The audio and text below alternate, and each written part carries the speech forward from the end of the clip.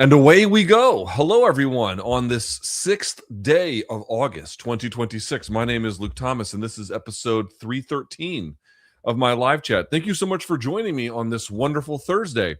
Excuse me. I appreciate you being here.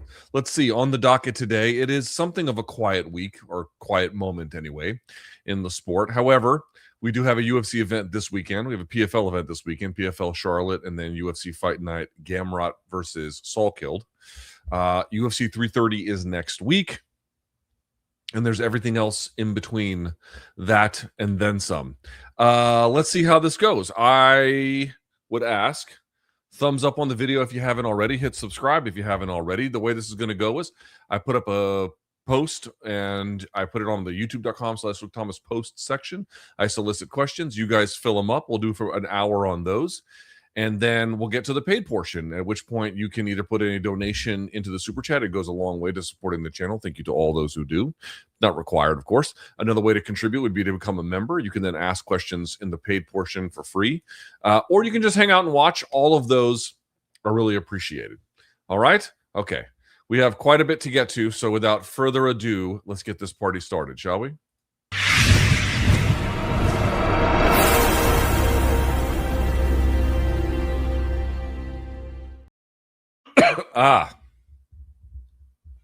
I saw The Odyssey yesterday morning, 10:15 a.m. showing on a Wednesday, and the theater was not completely but mostly full.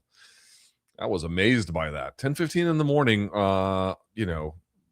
sometime after the movie had come out, and it was still like pretty crowded. That's up for members only. That's already up for members only. So I already discussed that. And then, of course, if you want to get in on the action and you want to do the Chud free chat, you can do so on my Substack. That's available right over here. Again, just giving you some options. Okay. All right. Very good. Hope you're doing well. Hope everyone's having a good summer.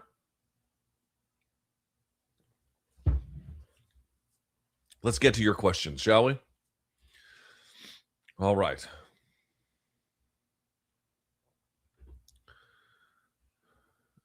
Let's see here.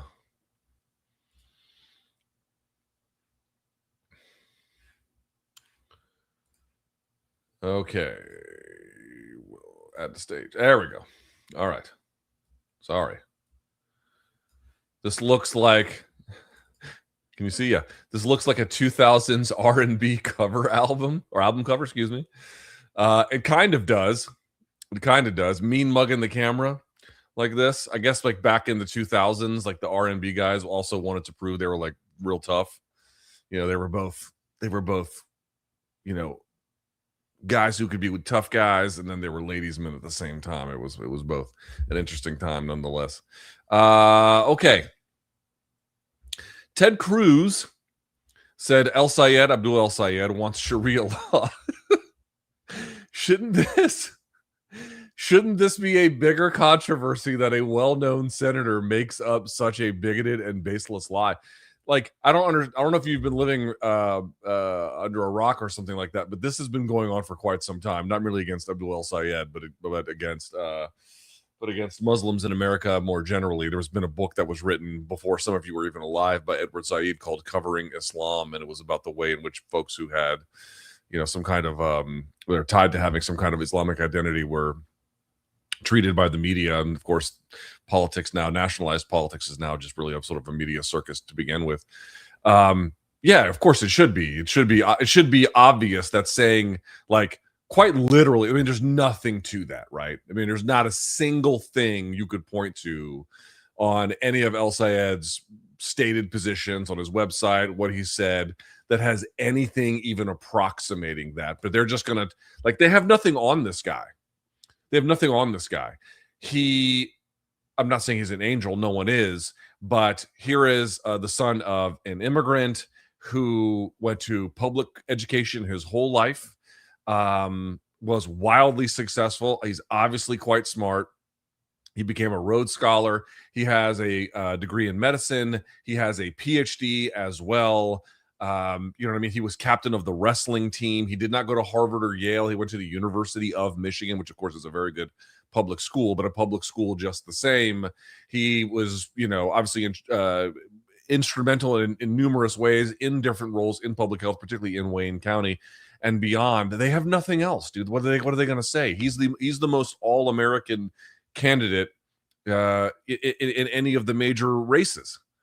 I mean, this is, again, you can disagree or agree with certain positions, but like nothing even approximates this. It's just, they're just taking the racism meter and they're like, we got to crank that thing because they've got nothing else on him. This is not Graham Plattner, who spent half of his life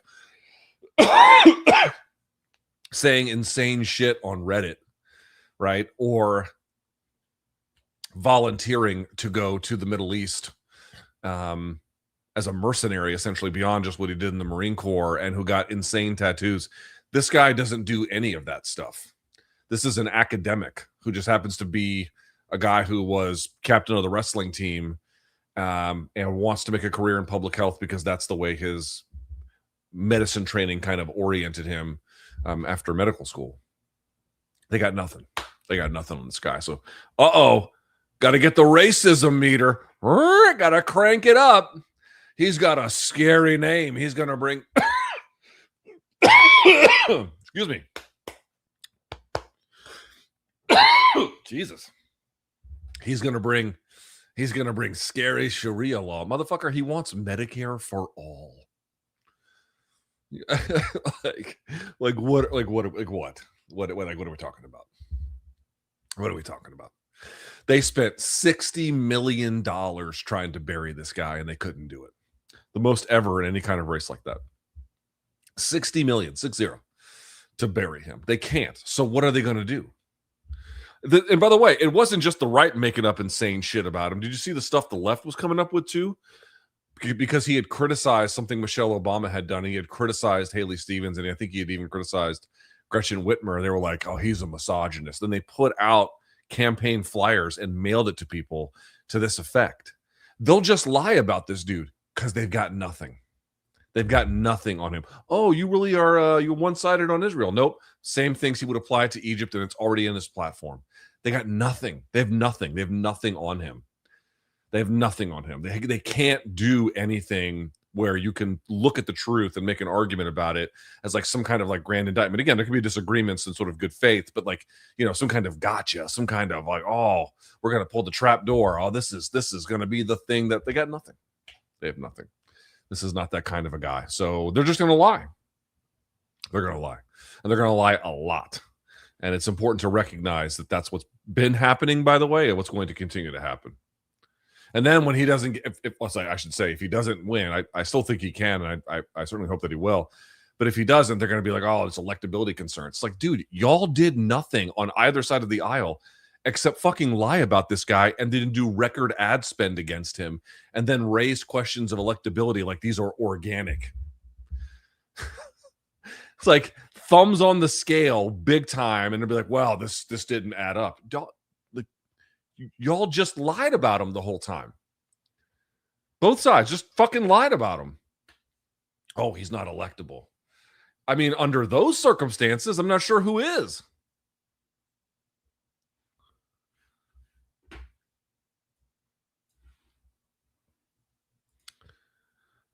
This one has nothing. No one liked, so I'm going to skip to this one. This man, who are we talking about here, decided to partner with one of the most widely hated and laughed at charities to ever exist. Oh, Ian Gary. He has the PR knowledge of EDP 445 at this point. I'm not even sure what the fuck that is. I'll say this about the Ian Gary thing. I fucking love it. Oh, I fucking love it. Now, let me be clear about what that means. Ian Gary says goofy shit, right? It's hard to watch what he does and be like, yeah, dude, that's like my guy, It's tough. And some of it feels like try hard stuff. Some of it feels performative. Some of it feels like it's genuine. It's kind of a mix of all of it. But, they just he lives online in a certain way. You can kind of tell, or at least is affected by what is said about him online. Let's say that too. And, he says goofy shit. He says goofy shit sometimes. So it's not really like, oh, that's like my guy. I don't mean it that way. But what I mean is like, dude, guys, this sport is teeming with virulent racists, wife beaters, like genuine anti-Semites, like absolutely like the genuine article, criminals, rapists, you name it. And they don't generate a fraction of the ire that Ian Gary does for, again, I can posit that it's goofy. It's not like, oh, he's fucking killing it. I mean, no, it's not that.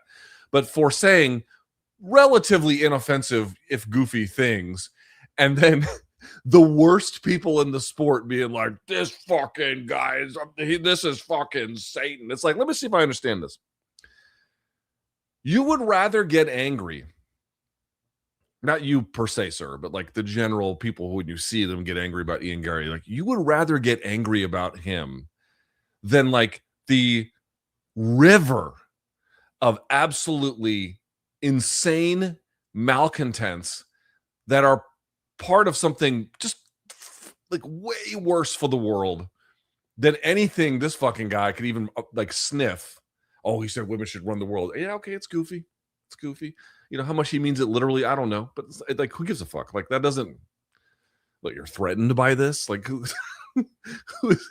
is genuinely threatened by a comment like that? You know what I mean? Like, somebody who is, I mean, you got to have profound fucking issues to be offended by something like that. Again, is it, he's not spitting. He's not like, oh, he's fucking, no, he's not spitting, but he's like, it's not, it's junk food for commentary, right? It's nothing. And then to get so fucking mad about Ian Gary being like, yeah, factory farming is real bad. Fuck this guy. I mean, yeah, you guys have heard that phrase, like your boos mean nothing because I've heard what you cheer at. I cannot think of a situation better that exemplifies it more than the MMA industry or fan base or some combination of both getting sideways with this fucking guy, like for the reasons why they've gotten sideways with him. Literally fictionalized portions of his personal life, which again he was too forward with and sharing with the public anyway, but nevertheless inventing fictions to get mad at him about. And again, he says goofy shit in interviews. I don't disagree. He does. He says stuff like that. But then he partners with PETA, and it's like, guys, we are in a sport where you've got like a horde of white folks just dropping the N-word casually all the time, who are literally committing crimes in other cases, including violent ones, or been arrested for them, or have some kind of past with them, or potentially even ongoing issues. Literal rapists on the fucking roster, and no one's got, or very few anyway, within the MMA community itself, have smoke for them. But this guy's like, factory farming is bad and everyone wants to go apeshit. Dude, I like Islam. And I think Islam's going to win. And I think he's a credit to the sport. Like, he's obviously pound for pound number one for a reason. Like, he's an incredible talent. I would not like to see him lose. I would like to see him win. I mean, you know, let the best man win, but I'd be totally cool with Islam going out there and just making more history. I'm cool with that. But I will say, if there's a consolation prize that's available, Ian Gary winning is the amount of fucking heads that would explode of the very worst people in the sport would be delicious to watch. I would take great pleasure in that. I'll be very, very honest with you. That would be, I'm not preferring that outcome, nor do I think it's the one that will happen. I think Islam is too good, but like, you know, hey, in a consolation prize scenario, you're going to watch people that look the other way on the most atrocious shit get mad at the guy who, you know, and PETA's got a complicated legacy too, both with like their old euthanasia practices and then reaching out to kids audiences and many more controversies too. They're not a perfect organization, but like, again, of all the things to get mad about, like getting mad at fucking promoting veganism and eating plants, like, I mean, you have to laugh. You have to laugh. It's like, it's only the most, it's like, it's the most warped calculus imaginable morally. You're absolutely, not maybe this person per se, but like looking the entire other way on like just an absolute sea of the worst toxicity imaginable that you can have with it, short of being utterly locked behind bars. And then everyone's mad at the vegan who's like, performatively feminist. Like, oh my fucking God, bro. Oh my God. I hope Islam wins. I hope Islam wins. But I'll say this: if he doesn't, it's going to be some fucking comedy going down. Someone will have to make a fucking highlight reel of all the mental breakdowns that people are going to have, all the crash outs, as the kids say, that people are going to have in this industry, and they're going to post it on social, or they're going to post it on YouTube or whatever. Oh, this is the fucking worst. This is the fucking worst. This is the end of days. Cats and dogs living together. Mass hysteria.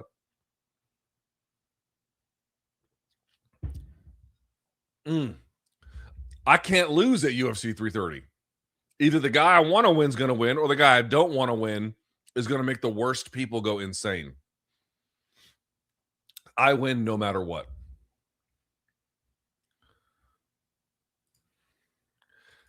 Just came here to say you're killing it with the pictures for the live chat question. Oh, with the Gary.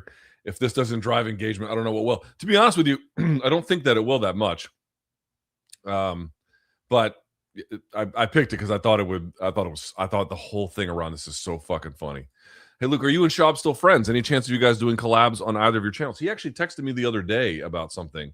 Obviously I don't really connect with him quite like the way that I used to, but we haven't talked about any like content plans or anything for quite some time. But I would say that there's no change to the status. Certainly from my end, there's no change to the status of our long-standing relationship as friends.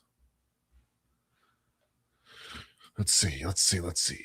You've said you're generally skeptical of documentaries when the subject also produces them because of the conflict of interest. That's true. I did say that.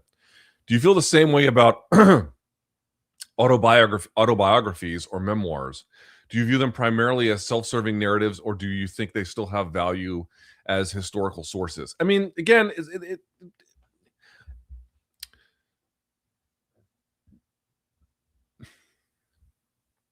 I don't see them as necessarily equivalent things, although they could be, and the differences between them are not necessarily huge. Part of the problem with what you're seeing with, like, for example, someone asked me what I thought about the Schwarzenegger documentary because, as you guys can well imagine, you've seen my toys. I've got a Schwarzenegger poster or artwork here. Schwarzenegger is one of my heroes when I was a kid, and I still think is sort of like I grew up with him as like the male ideal, at least physically speaking. And then also, the fact that this guy was an immigrant and came over and became governor of California and married a Kennedy was like, the winner of all winners. He was in arguably the greatest action movie of all time. And, you name it. So he was kind of like the guy for me. And then his documentary comes out, and I saw that he produced it, and I couldn't really watch it. Now, that doesn't mean to say that there's nothing of value in there. But, like, for example, the reality about with a memoir or autobiographies, it can be the case that because those can be more densely written and cover more space and time, you might get windows into certain lines of thinking or historical events that can be quite valuable, even with someone telling their side of the story. And someone telling their side of the story is not by itself automatically a problem. The problem with the documentaries is that it's basically a bit of a bait and switch. Number one, a memoir is designed to sell books to make money. Of course, that's why they're doing it. But as I mentioned, it's kind of more long formy. Even if you have a long documentary, it can still be more long form to read about something than it is, to watch even a 2, 3, 4, 5 part documentary. And then beyond that, it can often be about figures, not always, obviously, but it can often be about figures of more significant historical importance beyond, the traditional kind of thing that even a documentary might take up. There can be a reason to want to delve into the information that's delivered there. What I would say on the documentary side is they're designed, especially in the modern times, they're basically designed to be, it's designed to be an entertainment product that is, there isn't nearly as much revelation about the kinds of details that matter.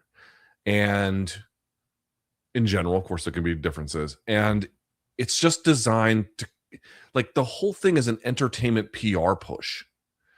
Whereas a memoir, again, depending, but a memoir can be more of a um, explanatory context in long form about, you know, really, really important events or people or ideas.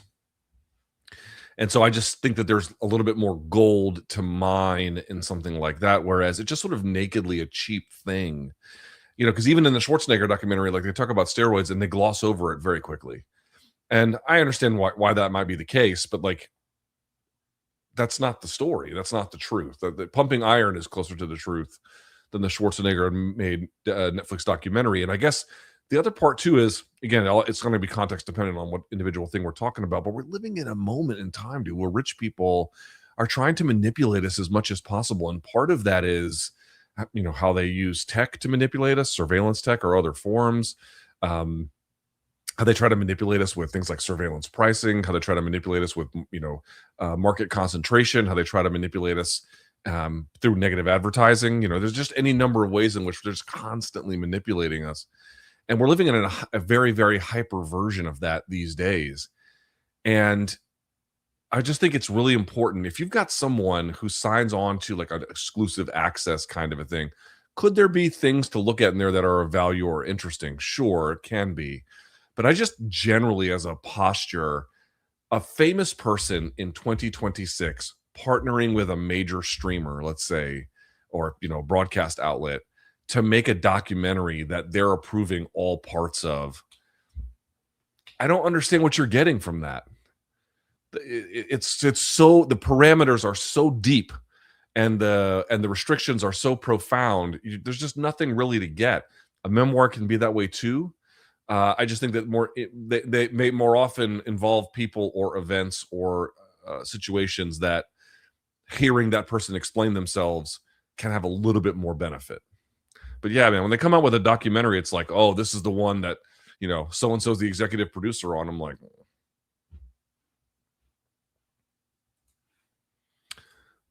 with Armin being matched up, do you think it's more likely now that we see Charles fight Diego Lopez next? Yeah, that's a good one.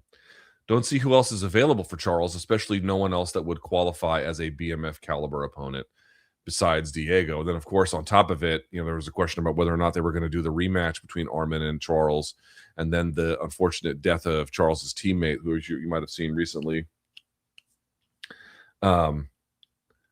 That may have put a little bit of a delay on being able to make that fight possible, the rematch between Armin and Charles. So kind of puts you in a separate place.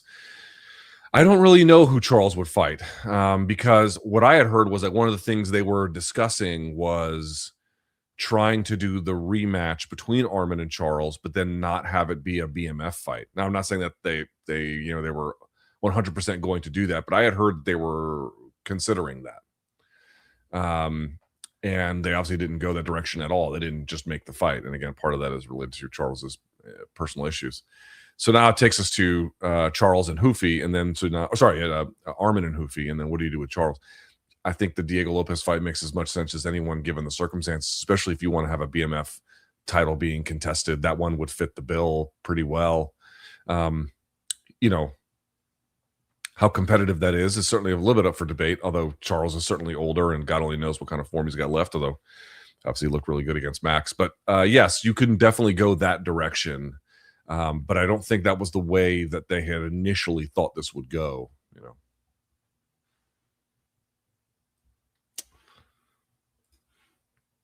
Luke, is it fair to say Strickland has the best jab in MMA history?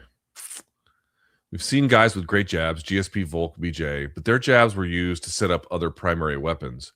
Strickland won 2 titles almost exclusively off of his jab. That's not true. For Strickland, the jab is the primary weapon. The jab is the primary weapon. I certainly agree with that. That part I do agree with. But no, that is not – he did not win 2 titles almost exclusively off of his jab. No. MMA is an offense-first sport.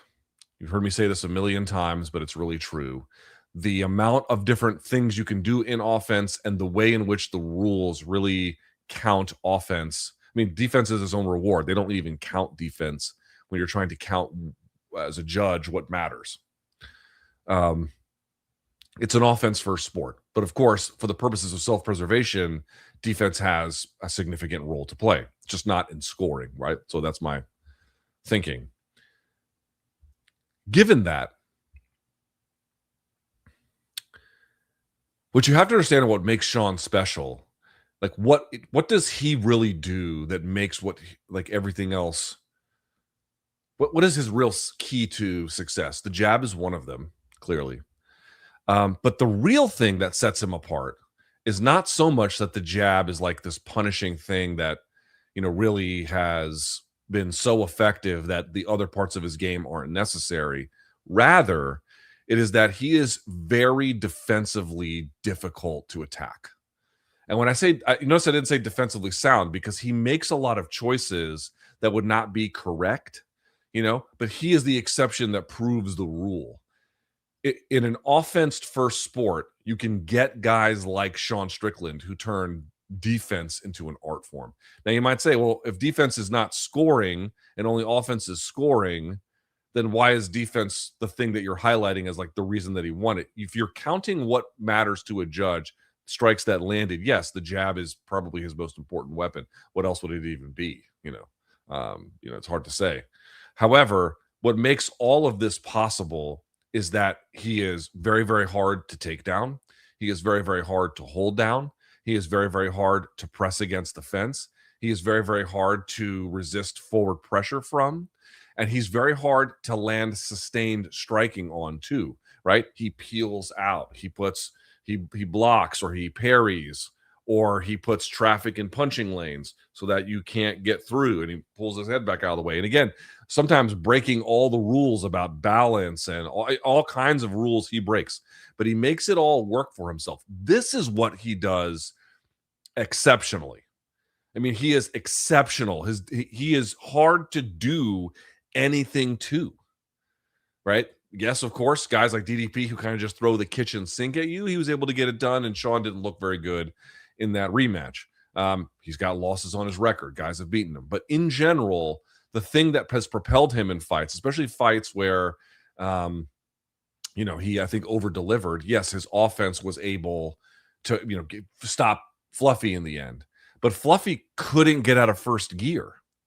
He could never get out of first gear. He was just kind of stuck in this kind of like offensive inertia. It was just moving, but it was never changing shape or speed. It was just kind of there. Sean is one of the most gifted guys I've ever seen at just making your game nullified. To me, that is the thing that stands out about him. His jab is an interesting component and a central component to his offense, but by itself is not incredibly devastating. It's consistent, it's effective, and it's highly important. But what underwrites having such a limited offensive production in terms of rocking people, and I know more recently he's been better about it, but in general, what underwrites that is just truly exceptional defense.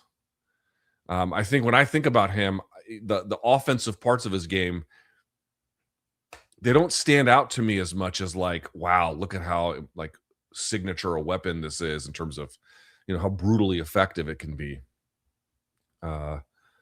It's very secondary to what I think is the thing that he does better than a lot of people. You can't do shit to him. That is the thing. And then that changes people's psychology. It changes their approach to fighting. Well, if all my normal shit isn't going to work, maybe I got to take some risks. And then you take risks against the guy, and then he opens up and he's able to have some effectiveness. He's a tricky ass guy to fight. And he has proven that over and over again. He's not so tricky because of the jab. Although he has a good jab, I agree. It's a very good jab. He's tricky because the defense is how the fuck? Hard to take down, hard to land on, hard to press against the fence, hard to do anything to. What the fuck are you supposed to do with that? And then he's just chipping away at you, right? It's tough. It's a tough thing, but the jab by itself to me is not the centerpiece of that. Okay, it's an interesting one. This is perfect for the chat, I suppose. All right, thoughts on athletes like Sophie Cunningham getting a hard time for saying they don't agree with trans athletes competing in women's sports. I don't understand why it's an issue. A trans person who transitions from male to female would have biological advantages. I'm not right wing at all. I believe in social democracy. There is a tiny part of the population that are trans, and while I sympathize with the fact it's difficult, we have to be realistic about these things. Women's sports are created so women can compete in a fair environment without men. While a trans person might be technically, excuse me, while a trans person might not technically be a man anymore, it's just not fair for them to compete in women's sports. Sometimes things in life just suck. There are plenty of people who should have been pro athletes, but due to something biological or horrible injury, they can't compete. It's not fair, but life's not fair. Women's sports seem to be on the rise, and it should be for biologically born women. I don't think this is a bad question at all, and it's something I've up until recently, I've not thought much about. I mean, partly you acknowledge one of my issues and even approaching an issue like this, which is um, how we treat people in society. Both, I don't just mean like how you treat your neighbor, but what the law says and what it protects and what it doesn't. These are actually very, very crucial questions. But given what else is happening currently in the country and then the scale of the problem being identified, like how many trans athletes are there in sports where people have issues with this, it's a relatively very small problem, right? Relative to the other things. And so I've been focused on things like, Trump just stealing from all of us, right? Getting $2 billion he made last year, and he's not going to have to pay any taxes on it now that his former personal attorney is the motherfucking attorney general, or is about to be the attorney general in all likelihood. Like that to me is a bigger problem. Or the fact that, I don't know if you saw the pump recently, but the prices are pretty high. And we've handed Iran, power over the Strait of Hormuz, or we're about to probably. That to me is a big problem. Ripping families apart and destroying the very parts of the most important ingredients that make America successful through irrational deportation panic. This is much more important to me. However, it's a good faith question and it's an important one just the same. Not one I've spent a ton of time thinking about, but more recently I have. Less so about Sophie herself personally. I think there's two. You're asking why is she getting blowback, right? Well, partly it's a culture war issue, right? These are just naturally going to get people are going to be heated about it, right? So I mean, it's sort of naturally going to gravitate in this way, and that's one. I think the second one is we are living through a time where the federal government is rolling back to the civil rights era any number of different protections related to protected classes around race, protected classes around gender, protected classes around a number of other things. And they're rolling back all of this. For example, in admissions into college, or who gets contracts with the federal government, or what law firm practices should be, or you name it, who gets promoted in the military. I mean, it's just seeping into everything. Undoing the Voting Rights Act, or pillars of the Voting Rights Act anyway, right? So all of these are parts of these questions about like who deserves protection as a class and what should that protection be. Okay. There's an inherent contradiction, though, that I think needs to be addressed a little bit. If you're asking like why is Sophie getting a lot of pushback, again, partly it's a culture war issue, and then the other one is because of all of these rollbacks that are happening. People are very, very sensitive right now to what it means to be speaking out against people whose ability to have a public life at all is frankly being under assault. I mean, because it's one question about like, do you put them in sports or not? And there's a really important debate to be had about that. But like, there's this larger climate of like, Mark Maron was talking about this related to the Rogan sphere, where like all these guys make a career on, going after trans folks, not just trans athletes, but trans folks. And then you get a regime that is aggressive in enforcement along these lines. And it's like, well, why are you still making jokes about like you won, like your worldview won out? And I think that people are going to be, depending on their political persuasion, they're going to be sensitive to that. But there is an inherent contradiction at the inherent. I was thinking about this relatively recently. There is a sports scientist, not a psychologist, an actual scientist of sport named Ross Tucker. He is South African. He has a PhD. He's published literature. By no means would I ever describe this guy ever in a million years would I ever describe him as some kind of transphobic character. And on top of that, one of the things he has said repeatedly is that he believes that people take his work and then try to politicize it for a political end, which is not what he is trying to do. But part of being a sports scientist is trying to come up with, some of the philosophical underpinnings of why rules exist. And what I mean by that is he does not believe in trans athletes being allowed to participate in their the transitioned to identity. He believes that it has to follow the biological guidelines behind birth. I mean, obviously, there's going to be a few like crazy biological cases, but you know what I mean, the general practice. He believes that women's sports should be protected. And the argument that he makes about this, is that why do you have a women's sports category? Why do that? In soccer, in boxing, in anything, why would you have a women's sports category? And the answer is very obvious. It's to remove the male advantage. That's the entire point of women's sports. Otherwise, because you can play co-ed flag football, for example, or other. You can do mixed doubles tennis, right? But if you're just doing if it's just Alcaraz versus, I don't know who the best female tennis player is, but whoever that is, there's not a lot of mystery to that, right? Because one person has an inherent set of advantages that are so enormous that it's just going to be virtually impossible for the woman to compete with a guy like Carlos Alcaraz.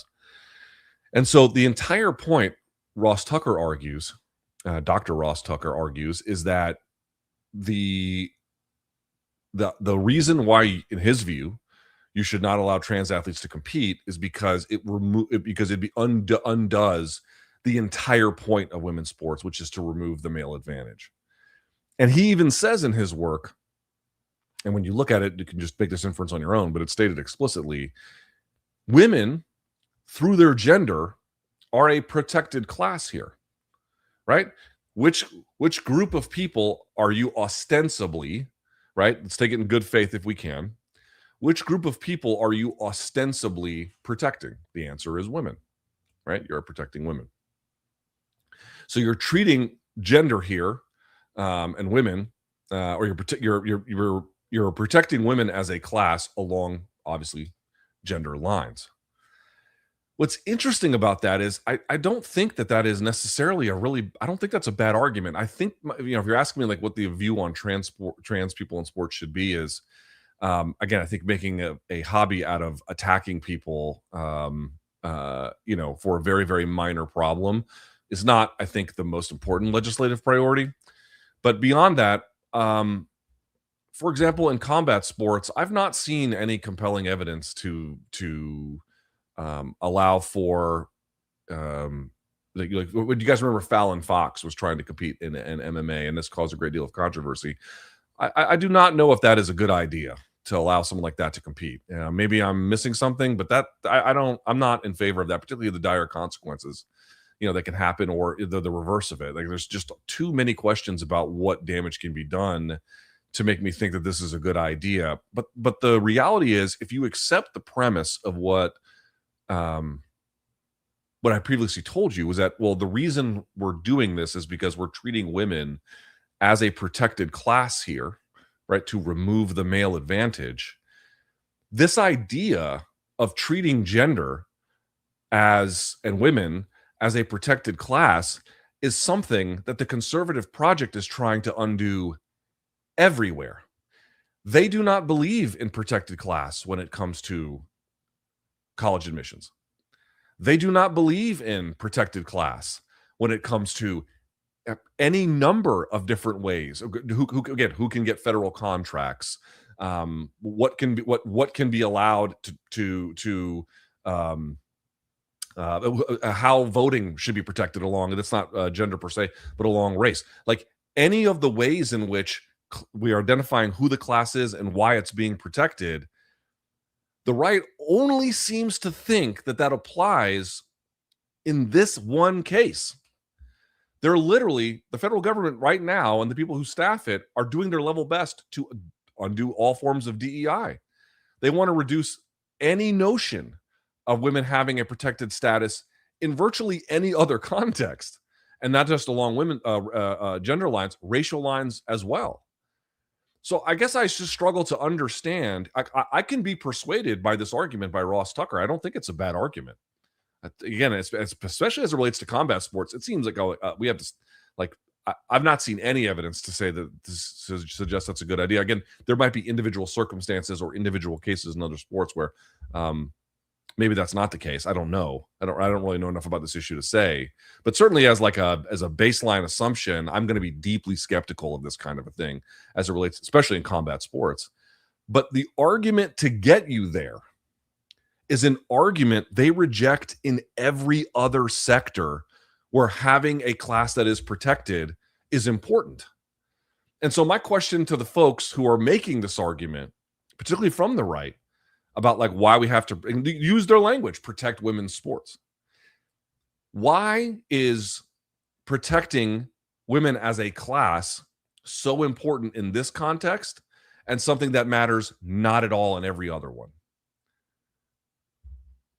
There's an inherent problem there. I would love to hear an answer.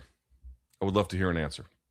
So that's kind of where I've been thinking about this. I mean, the reasons why she's getting blowback are fairly obvious. It's a controversial issue that people feel strongly about for the most part, one way or the other. I just think the construction by which you get to a position, if you want to say it's justified, undercuts all the other positions where they don't want to deal with protected classes along gender lines, race lines,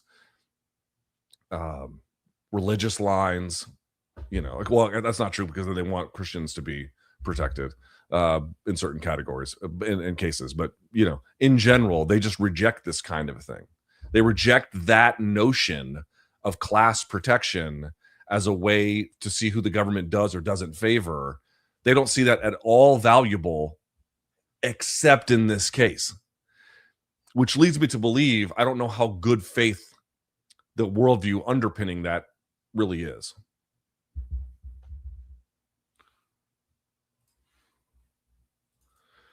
Curious what your thoughts are on my take on the Nico Ali Walsh Zuffa stuff. I feel like TKO knew that he would meet in good faith, so I believe their thinking was either we can turn him to our side in the best case scenario, but worst case, you make it into a photo op that makes him look like a sellout to the audience he's trying to reach. It would fit with TKO's style to calculate that. I mean, we kind of went over this last week. I did a little bit more reading about it, and I didn't come to a better conclusion. Basically, he makes a point about there's a better transparency he wanted to see in terms of what the Ali Act, original one in the House had. It was more to it than that. He also had concerns around free agency and contract length and whatnot. And then the Senate bill comes out, and it's arguable. I mean, it's a little hard to say, but it could even arguably be worse. There's the things that he was articulating that seemed to matter to him. I did not. Maybe I'm missing something, and then let's see what happens through editing this whole thing, and who knows through reconciliation, like what could happen. But the things he was saying that mattered to him didn't show up in the bill. And I've made this point before. Like, one of the most effective things an entity can do to silence a critic is just to co-opt him.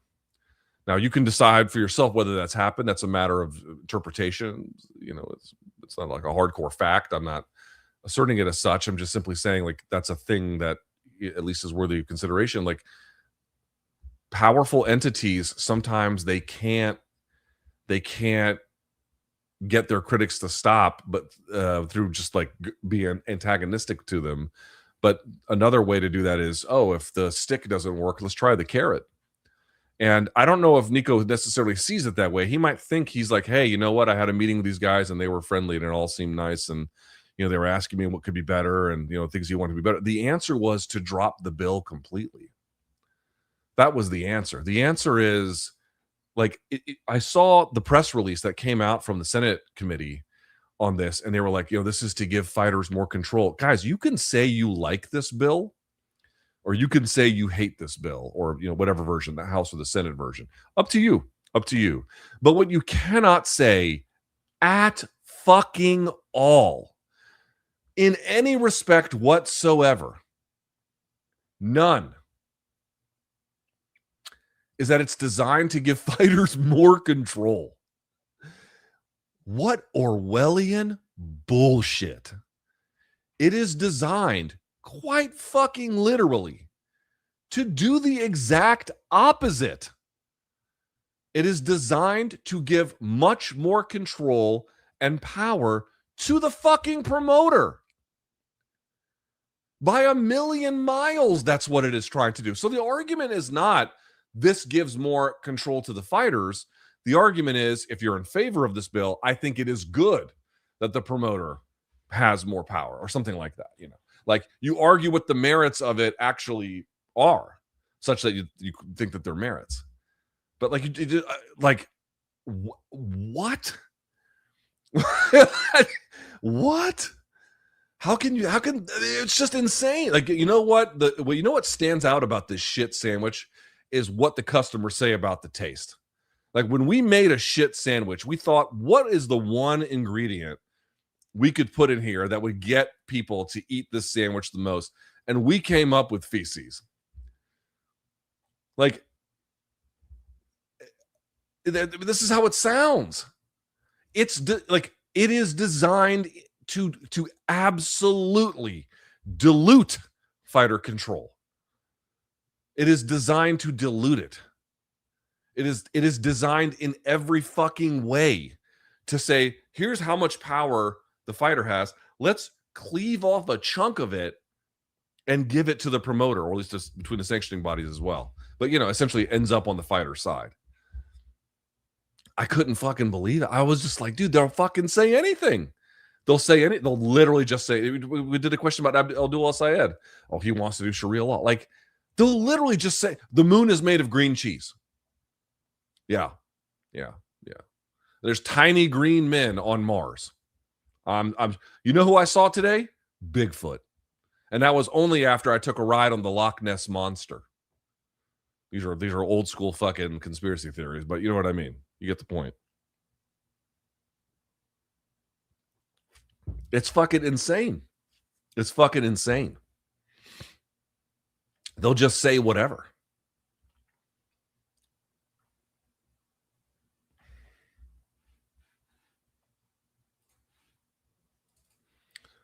Who is the smallest UFC champion who could get a win at heavyweight? Okay, I'm thinking against someone like a Tuivasa, although it doesn't have to be him. I mean, I think Allberg could do it. Yes. Strickland could. Probably.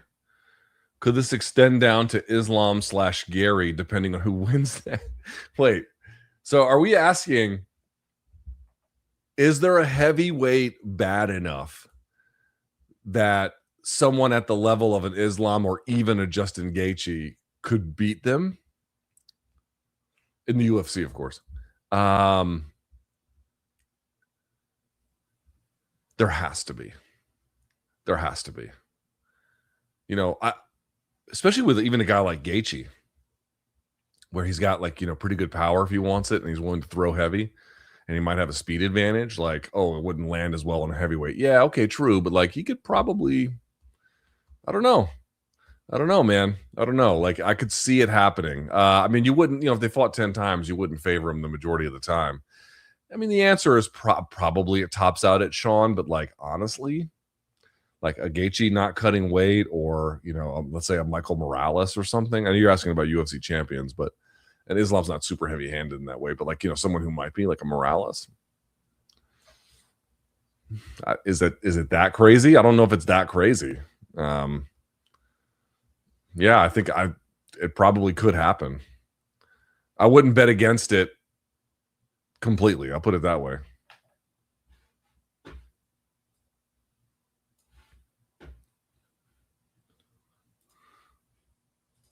Luke, are UFC numbered events the only cards that have value now? Well, that's hard to answer. I felt that before, maybe 2 to 3 years excuse me. I felt that before, maybe 2 to 3 years, every card had something good to watch. Even my girlfriend has noticed I'm not watching boxing and MMA every weekend now. I mean, this is really a preference question. I don't really know how to answer it, you know?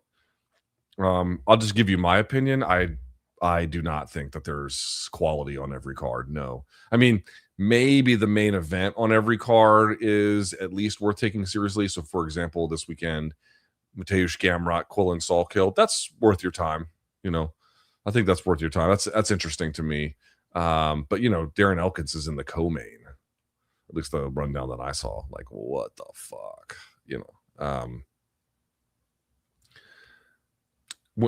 I'll just say it one more time because I don't really want to belabor the point more than I already have over the years. This is an intentional strategy. It's a content strategy, and the strategy is to deliver a certain amount of content over a certain number of weeks over the course of a year, especially in a non-seasonal sport, and one that they have enough events that they can globalize it, which adds to the ability to add to contracted revenue and work with world governments and establish broadcasting deals.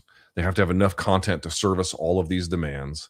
And when you service it that much, you lower the quality of what you're able to produce just by virtue of how much of it you have to produce, to say nothing of how that intersects with other concerns about maybe the declining popularity of the sport, as well as what role, if any, pay has contributed to not attracting marquee athletes. Like, they're all kind of intersecting there.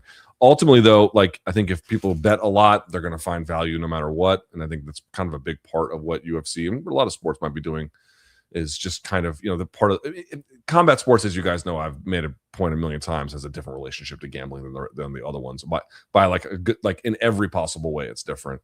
But like, that kind of an audience will remain loyal because, how good the MMA is not as central a concern as it is for somebody who has no other stake in that way.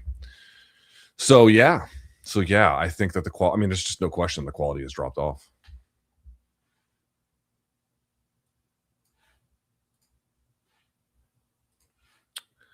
Okay, who at the top of 55 do you personally prefer Usman Nurmagomedov fight if he is to come to the UFC? Max would be my preference. Max is absolutely one of the best choices. Excuse me, Charles is a good choice. Armin is a good choice. Frankly, Ilya is a good choice. Ilya I wouldn't do right away for matchmaking, for like anticipation purposes, but like obviously that fight would be fucking sick. Gaethje, you could go right to a title shot. Honestly, I don't think that's great. I don't think the UFC would, but you could do that. What do you think is next for Chandler? God, what is he doing? He hasn't announced his retirement. Do you think he's still holding out to be Conor's retirement fight after all the BS? I don't have a doubt that he's trying to do that. I mean, dude, I've gotten along with Chandler, and I have nothing bad to say about him personally. That it's not. I don't know what the fuck he's doing. I don't know.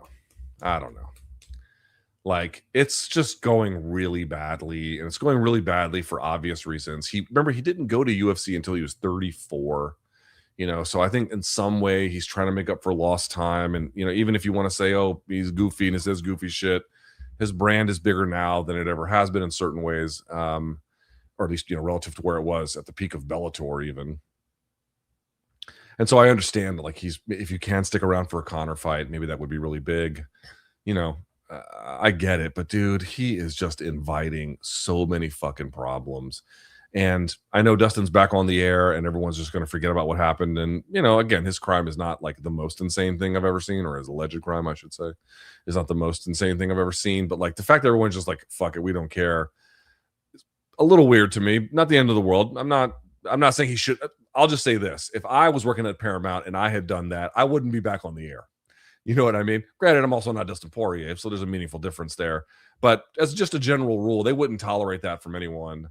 But they're tolerating for him. And maybe it'll be a good thing for him and keep him on the straight and narrow, in which case it's probably all's well that ends well. I'm just saying it's kind of a weird thing for that to happen so quickly. The other part is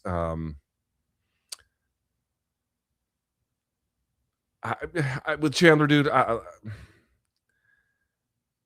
there's so much concern around head trauma, how much it's involved in any one issue or any one person's life. These are all somewhat unknown or matters of debate. It's very wishy-washy until they pass away and you can study their brain, and then you're like, aha, or not, whatever. But the amount of guys I see courting disaster in their late 30s and early 40s now is driving me a little crazy. Um, he's taken a shit ton of damage. A shit ton. It's time. Just punting quality of life later in your total life. I mean, you guys know how I feel. Oh, what should be Izzy's next fight? There shouldn't be one. Which I say out of like fear, not out of anger, you know. Is the most horrifying thing that can happen to Ian Gary that he becomes self-aware? No. The most horrifying thing that could happen for Ian Gary would be to become like his critics. Second to that would be self-aware.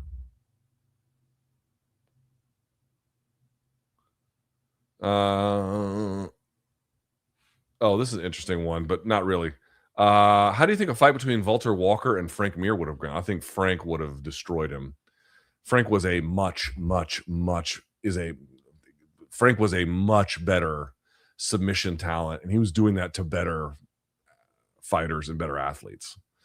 Like Walter's got a fun thing going, and he's clearly got some. He's got some skill, but dude, like, no.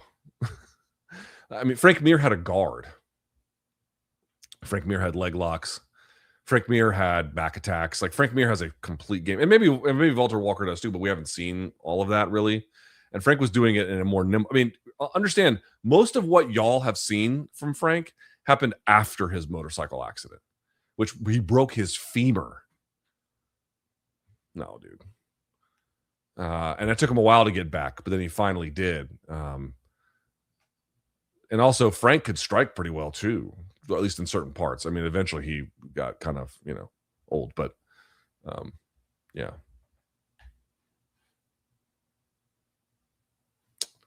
Oh, here's an interesting one. Do we have time? Yeah, we got time for that. Oh, okay. Yeah, we'll do this one. Ultimately, it's your energy, but okay. But after watching Sean Ryan's interview with Sean Strickland, I feel like it's possible you could have a productive conversation with Sean. Two of Sean's biggest litmus tests on if he'll hear you out are, have you trained and have you served? And you pass both of those. I suppose I do, yeah. Sean's views on immigration, while misguided, appear to come more from a place of immigrants make the rich richer and the working class poorer, which is not true, instead of pure xenophobia. I'd like to think the potential for him to see things your way is there.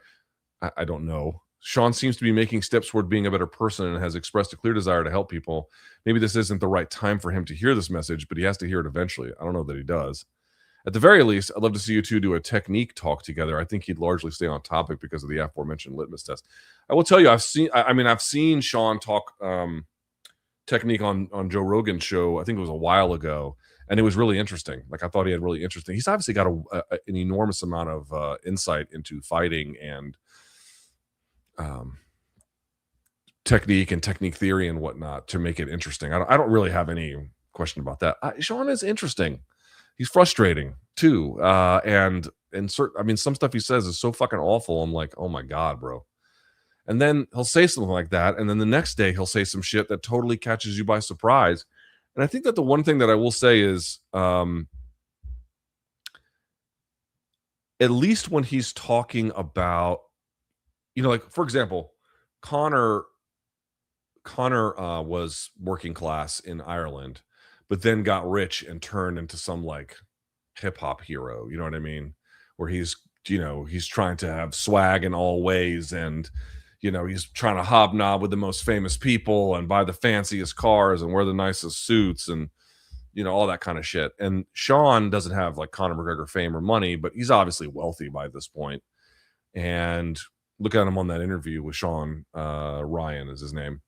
He looks like he just came off a construction site. Like it didn't change in that particular capacity. It didn't change him at all. And I think one thing I've noticed about him when he talks about like kitchen table issues or power imbalance issues in broader society, he has sort of like a keen sense of how much the working class gets run over and how power structures are designed to fuck with people and whatnot. So, I mean, there are ways in which like he has been, you can see him working through like using This is also what I mean sometimes when people are like, "Oh, you got to be objective," and I'm like, "There is no objective. You can be fair to the process, but there's no such thing. Like, look at the way he grew up. It's impossible to argue he would come to this exact same views and this exact same identity in any other scenario he could have grown up in. That makes no sense. Like, who your parents were and whether you got treated well and whether you're white or whether you're black, whether you're rich, whether you're poor, did you grow up in the South or the West Coast or Canada or Brazil? Like, all of these things profoundly shape your worldview. And I think in certain ways, it can be like, you hear him on this thing where he can see Trump for who he is now. And he could see Trump's adoration for what it is now. He's clearly reasoning through it. And he's alarmed by it. Like, you can hear him say, like, I can see how fucking Hitler happened, for crying out loud.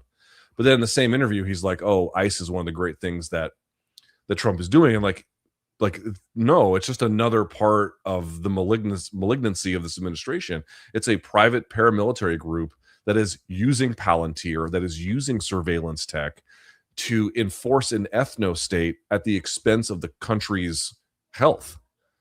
Even if you didn't buy the latter part of that argument, well, it endangers the country's health, and it's just the first part. It's an unaccountable paramilitary service that uses extraordinary forms of surveillance tech, and how that can be manipulated and used in other contexts. Surely that would also give you pause, particularly behind a guy who, by Sean's own admission, can't be trusted on the Epstein files, can't be trusted on an affordability agenda, can't be trusted on not making himself rich, can't be trusted on any of these things, but yet you can trust an unaccountable paramilitary force that only answers to the executive.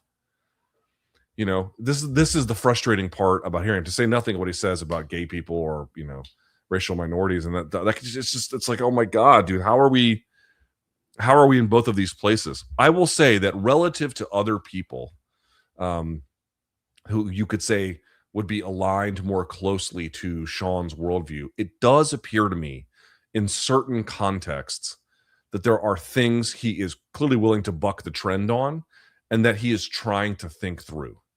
And I think everybody who is trying to look at it honestly, well, I don't know how others see it, but that's how I see it.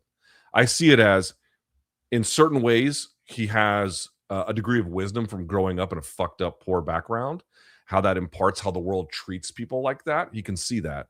He can see that Trump is a fucking liar and has abandoned all of his campaign promises to the very people that helped return this political project. He can see that honestly for what it is. But then there's the parts that he cannot see that match the arguments he makes in different contexts, and he just doesn't apply it there. And it often has some degree of racial component or social status component, like, again, going after aggrieved minorities for no particular reason. So it's a mixed bag, is perhaps putting it euphemistically. There are clearly reasons for, he has a series of views that he is willing to adopt, and he even mentioned it too, right, where he's like, people, when I was pro MAGA, people gave me so much more love, and now that I'm not, I get so much more hate. And I'm like, yeah, trust me, I know the feeling. But not that I was ever pro MAGA, but that, speaking out against it, particularly in the context and the worlds that we both kind of traffic in, I can understand that, although I'm sure his is much more acute. But he was still willing to do it. So you look at that and you're like, fuck, man, like, there's something there. There's a little bit of something there. And then the next day he'll be like, gay people are the enemy or something. You're like, what the fuck, bro? What are you talking about? It's hard to understand. But again, relative to the kind of world he comes from, he is clearly more willing in certain circumstances to adopt a more heterodox view of things. And he's trying to morally reason. And I just hope he can continue that process, because we don't have to agree on everything, but I think he's got some views that are surprisingly heterodox from the world he comes from. And then in other ones, just like as retrograde as possible. It's frustrating. All right. With that in mind,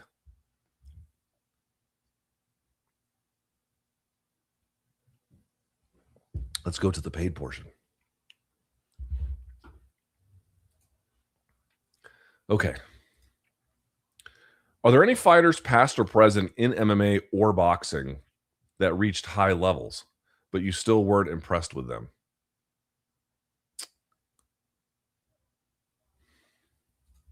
I mean, there's definitely been fighters whose styles I didn't like. That's for sure.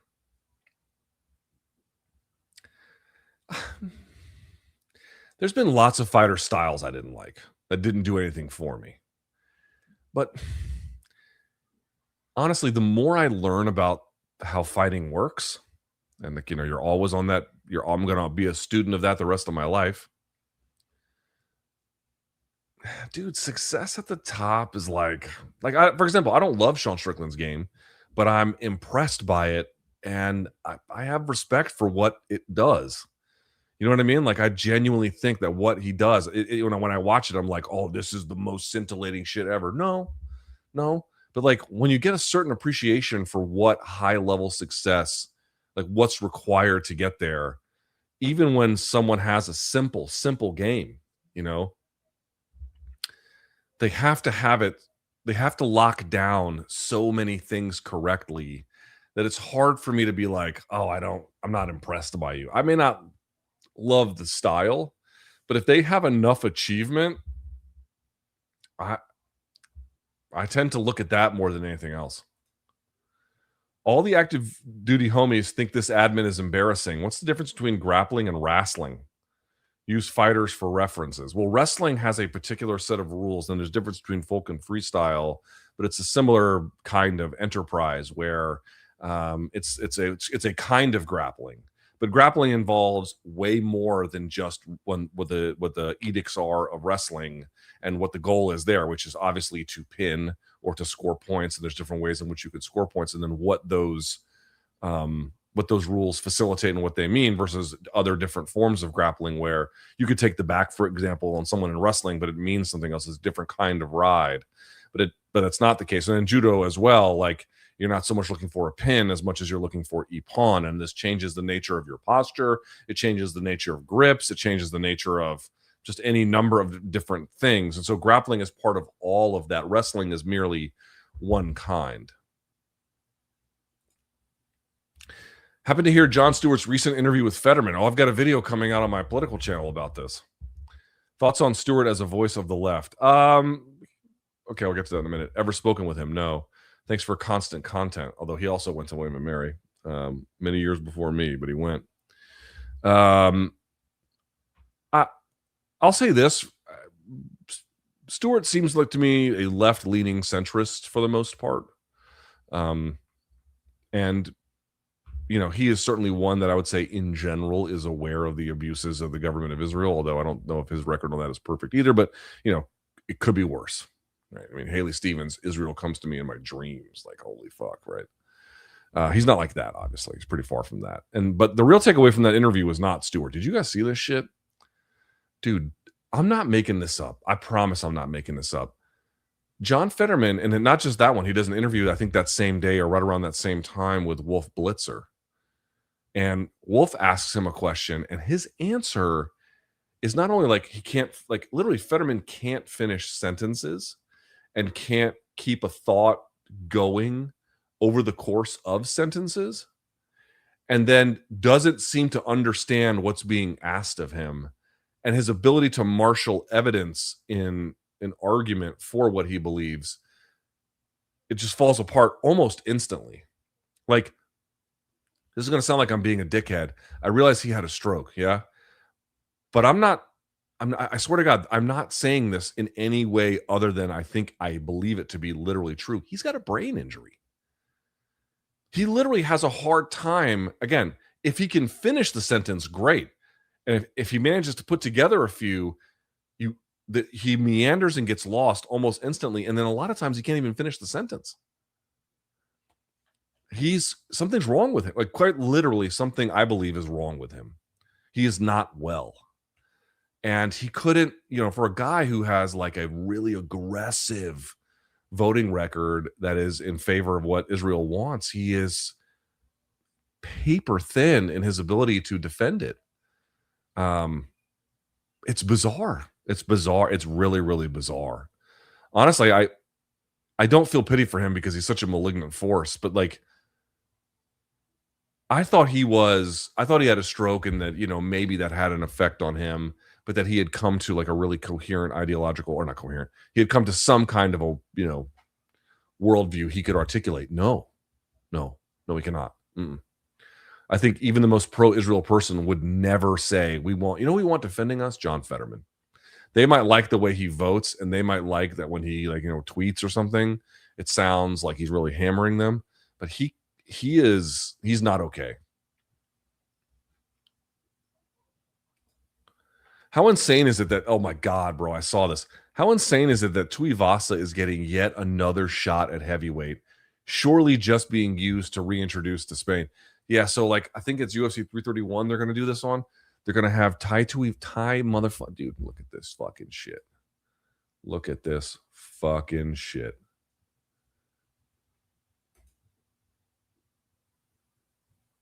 Bro, just look at this shit. Look at this shit.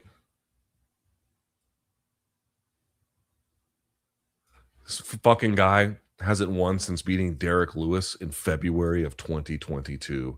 He gets stopped by Cyril Gane, stopped by Sergey Pavlovich, stopped by Alexander Volkov, stopped by Marcin Tybura, loses the worst fucking fight imaginable to Jairzinho Rosenstrike, loses to Taliesin Teixeira in the second worst fight you've ever seen, and then loses to Louis Sutherland in an otherwise unremarkable fight. And I mean, what the fuck are we doing? 7 losses in a fucking row. Dude, what are we doing? What are we doing?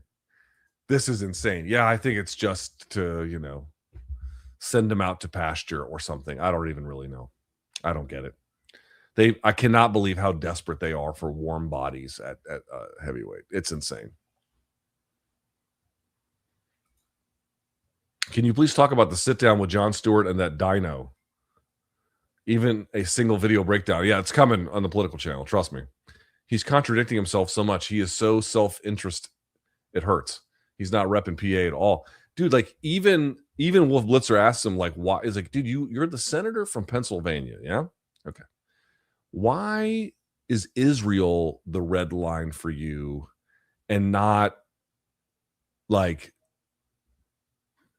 something related to the interests of ordinary Pennsylvanians?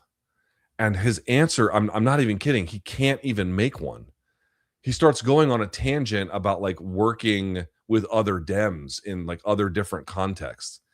It's like, bro, I don't think you're okay. Shrek is also amazing in Norwegian.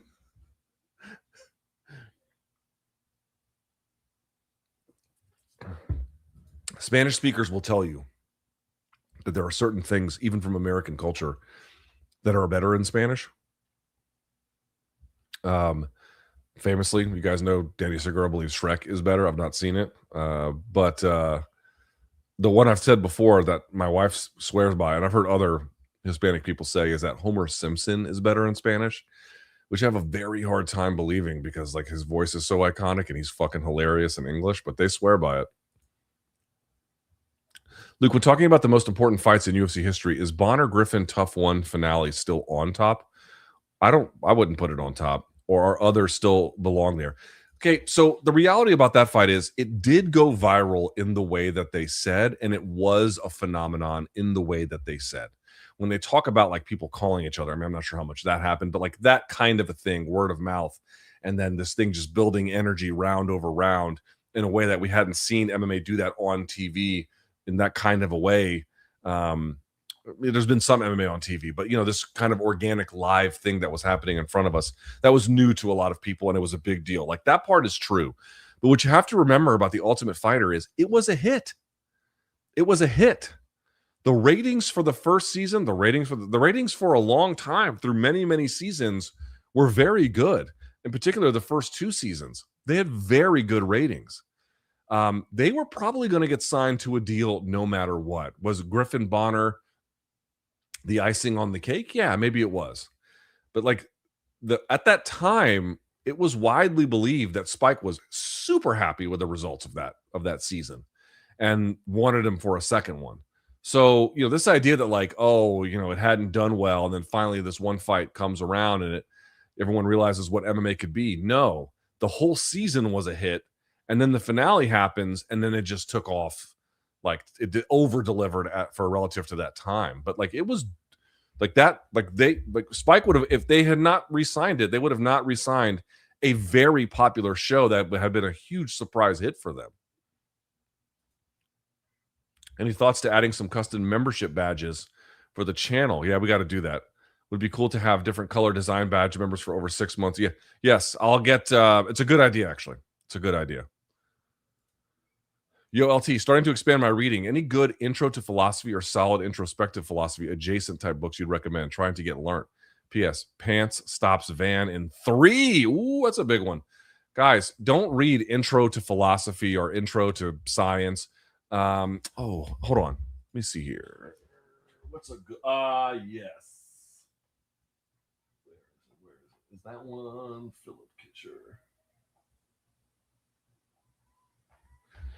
I'll give you one.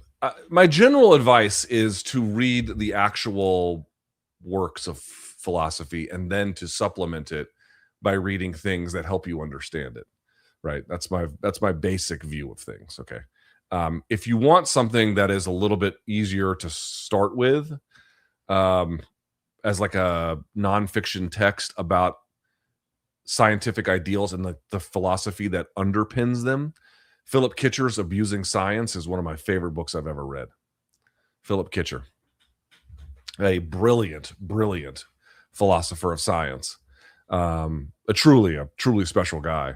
And Abusing Science is just one of the most remarkable books. I mean, just a complete like page turner, like eye opener in that way. But I'm not very against. I mean, any kind of reading is good. I don't prefer like unless you're going to get a textbook, like 10 lessons from philosophy, like the kind of thing that almost borders into easy reading self-help. I don't stay away from that. Why is no one talking about Ngannou in the aftermath of the PFL MVP merger, despite him being the only fighter to compete for both promotions? Why would they be? He doesn't have a fight scheduled, and we don't know what they're going to do with him. I'm not sure how to answer that. Happy birthday, player. What'd you do? Oh, yes, it was my birthday yesterday. What'd you do yesterday to celebrate? Let's see. So, as I mentioned, I took my dad. To see the Odyssey. I saw the Odyssey. As I mentioned, I have a review or a reaction up for members right now. You can go take a look at it. And then, God, it was like a 10:15 a.m. Dude, why did they show 40 fucking minutes of previews at this goddamn? I mean, I know I sound like an old man, but I'm like, first of all the previews looked like shit. All of them, like all of them. There wasn't one. There's one with Brad Pitt and his dog, and during the fucking movie, Brad Pitt's like, "It's not the size of the dog in the fight; it's the size of the fight in the dog." I hope him and his dog both get killed in that movie. Kill them both. Kill them fucking both. Have a bear eat them. In fact, what that movie should be is just Brad Pitt saying some dumbass shit, like, big dogs don't play on the porch or some bullshit or whatever, and then he gets eaten by a fucking bear, like in The Revenant. I want to see that. I want to see. Why am I sitting through this? Why am I? You know what I mean? I'm about to go watch fucking Lawrence of Arabia for 5.5 hours. Why am I watching 40 fucking minutes of previews and then AMC, because this was this? Yes, it was an AMC theater. It was the one in fucking Georgetown on K Street, and it was like, become an AMC member. It's like, guys, I'm here to see a movie. I'm not going to join your fucking bitch ass movie club. Okay, I'm not going to see Brad Pitt and his fucking dog movie, whatever the fuck this is. I'm here to see Christopher Nolan's The Odyssey. Can you please? I paid good money to see that. Can we see that? And then it's, have you tried the refreshment stand, motherfucker? I came from there to watch this movie. I've got my popcorn. I've got my large Coke Zero. Start the fucking movie, please. What the fuck is this? So that part sucked. So I didn't get out of there until like 1:45, almost 2. It was so fucking long. And then I came home. I did a little bit of work. And then my wife took me to dinner. at a place I'd never been. It was interesting. It was called Caravan. It's spelled Karavan, Caravan. And the way that they describe themselves is it was like a Michelin star place. I never even heard of it. My wife found it, where they it's supposed to be like Silk Road food. So it was anything from, let's say, India to Persian food to, even all the way to Georgia. They had khachapuri. They had Persian dishes of some fucking type, and then they even had like butter chicken on the menu, but they had other Indian dishes and stuff like that as well. Anyway, it was kind of interesting actually. And then I went home, and then I got a good night's sleep, and then we watched The Boy and the Heron. So yeah, man, I kept it kind of chill. I like the format of BKFC as a sport. The striking mechanics are very unique, but the org lacks elite operators. If every combat athlete was in BKFC, what's the pound for pound top? If every combat athlete, I mean, that's I don't know how to answer that. Like if Moses Itama was in it, probably he's going to win, or even big ass. I mean, I guess Joshua was pretty washed at this point, and so was Fury, but they would have done well in their day. I don't know how to answer that question about like who would be pound for pound top three. That's a weird one for me because it's really hard to say. But the striking mechanics are weird and unique because of partly the nature of what they're fighting with, also because you're just getting a subpar level of athlete, relatively speaking. I'm conservative, but not only does GOP have nothing on El Sayed, they have nothing in general. Hold on. Prices of everything have continued to rise. We're at war with Iran, and they've given the base 0 wins in 2 years. It's over. I don't I don't really disagree. If prices were down, we'd be having a different conversation. If these deportations were leading to meaningfully improved outcomes in various job sectors or in the economy more generally, maybe we'd be having a different conversation. If the Iran war had ended after a week, maybe we'd be having a different conversation. If Trump had not decided to steal from and loot the treasury and do rug pulls on his own supporters and try to get this $1.8 billion fund to go to Jan Sixers, maybe we'd be having a different conversation. But materially, these are all things that he's done. And look at the result. Like, there's no wins to point at. And I know people are going to say who are like, because part of what just animates, maybe not this person who seems like center right, but like the other portions of the right, a lot of what animates their worldview is just malevolence. Like they're just sadists. So they're still going to look at the deportations and be like, yep, no one should be in this country, blah, blah. And like, dude, they're going after people with legal status all the time. No administration in my lifetime has done more to undo legal status of legal immigrants, or at least immigrants who have a legal status to be here. No one has done more to undo that than Trump. And I'm fucking 47 now. And what has been the result? Show me the reports of the communities who have been devastated by this that have seen an improvement. In fact, they've already begun to produce studies at the University of Pennsylvania around this, and it shows an absolute economic decline in all of the communities where this is happening. It's having the opposite effect because, of course, it is. You're pulling a full economic unit. Aside from the humanitarian impact, you're pulling a full economic unit out. People who pay taxes, who go to the movies, who buy groceries, who spend and whatnot. Like, you're taking all of that out. And again, look at who they're getting. They're getting people who are they took a professor at Johns Hopkins, a professor of pharmacology at Johns Hopkins. He's sitting right now in fucking ICE detention. He had a legal status to be here, and they still nabbed his ass.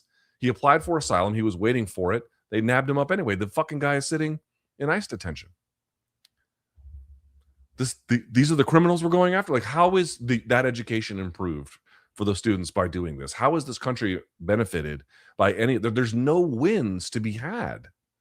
There's no, it's going to open up all these new opportunities for other people. Okay, keep believing that. While foundations on houses sit there because they don't have crews to staff them anymore in South Texas.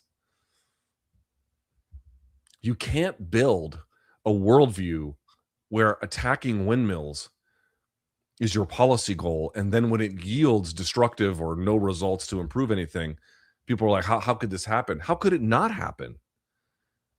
They're not aware of what the actual problems are, and their solutions to addressing them such that they even do are bad.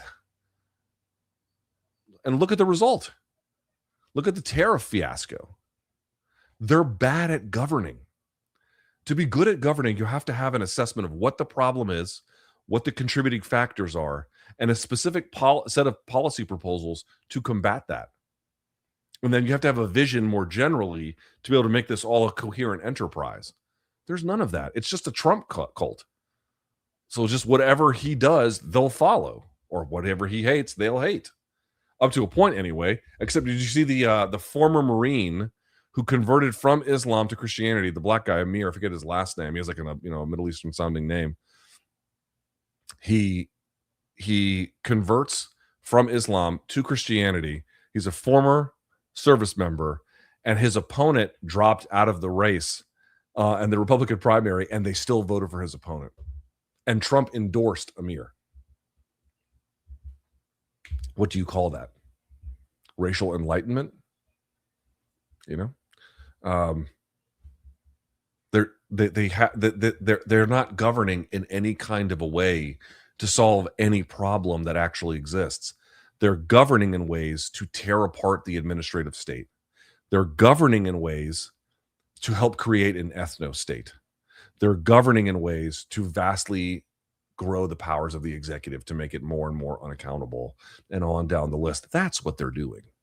That's what this political project is. That's what it's all about. What are some matchups you want to see that make zero sense? Okay. For me, DDP versus Yuri at 205 would be a banger.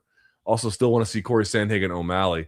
I mean, the ones that make no sense to me would be to cross weight classes. Like someone was saying earlier, like, could Islam, like, just do a UFC 1 style? Could Islam Makhachev beat a UFC heavyweight? Like, that to me is something I would love. I would love to see that tested. I mean, I realize that you couldn't, and there's ethical considerations around that. Okay, fine, but that'd be interesting to me. Something like that, or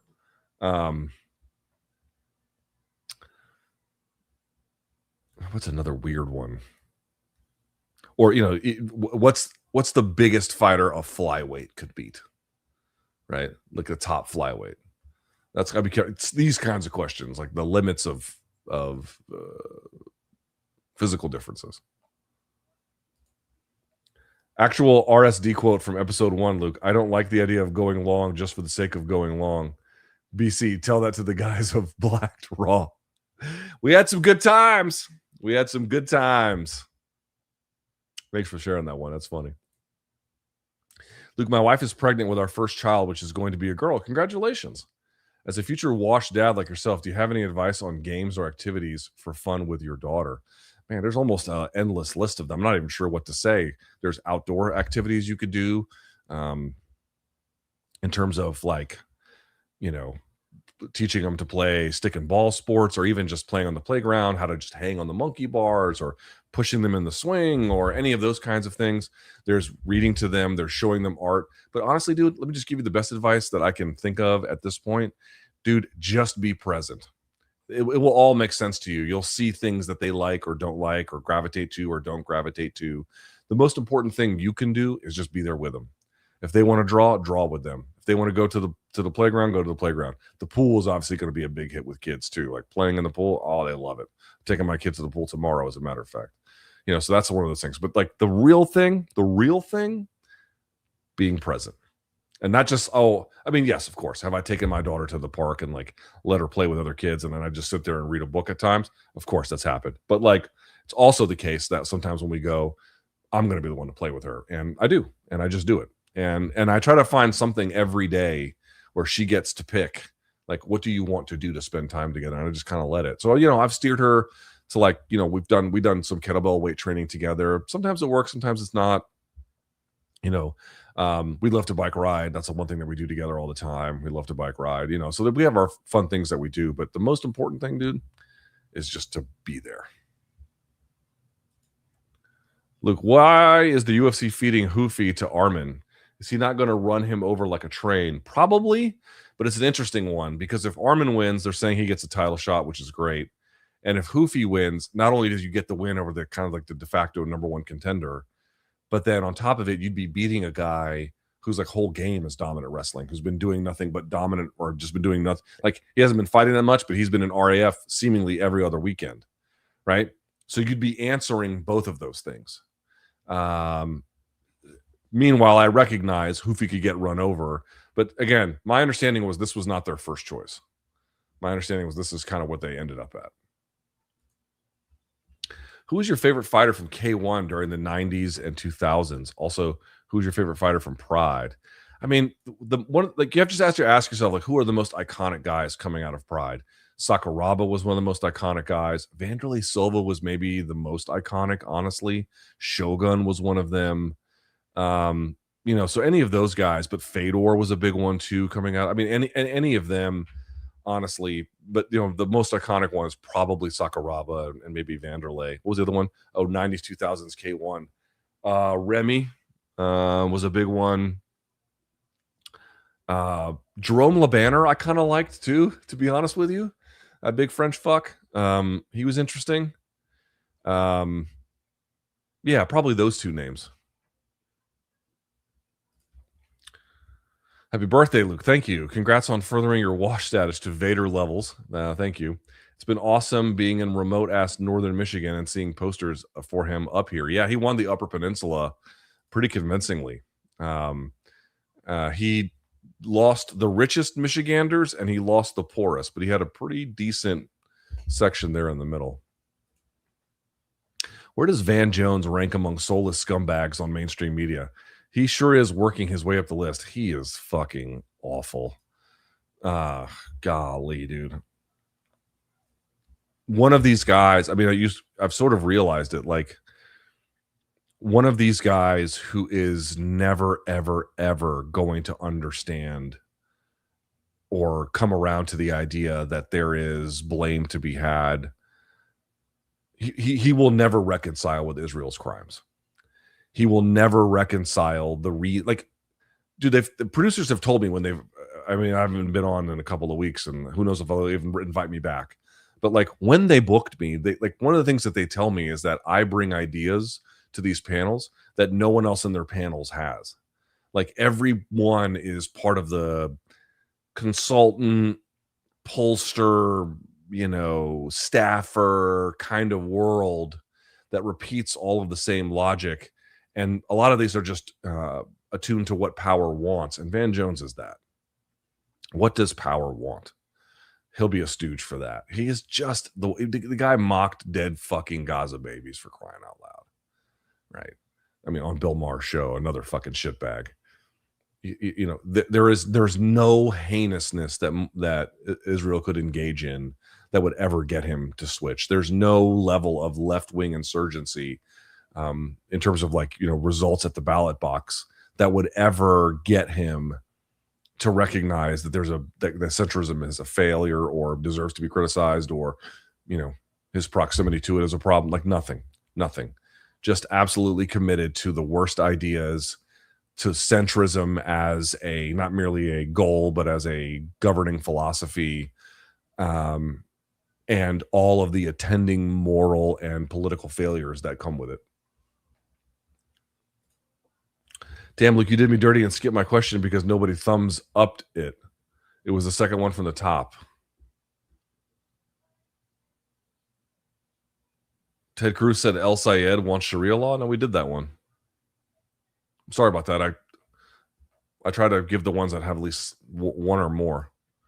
If you ranked Christopher Nolan movies, what would your rankings be? Only ones he directed. I've never thought about that. Tenet would be at the bottom of the list. I'll put that. I thought Tenet was a misfire. Interesting concept, poorly executed. I don't know the full list of his films, actually. Let's see here.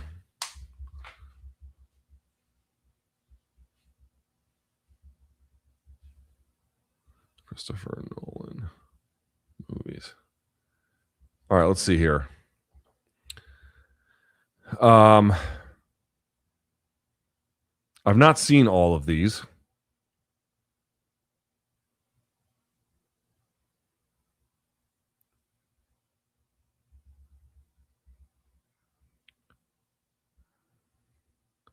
So let's see here.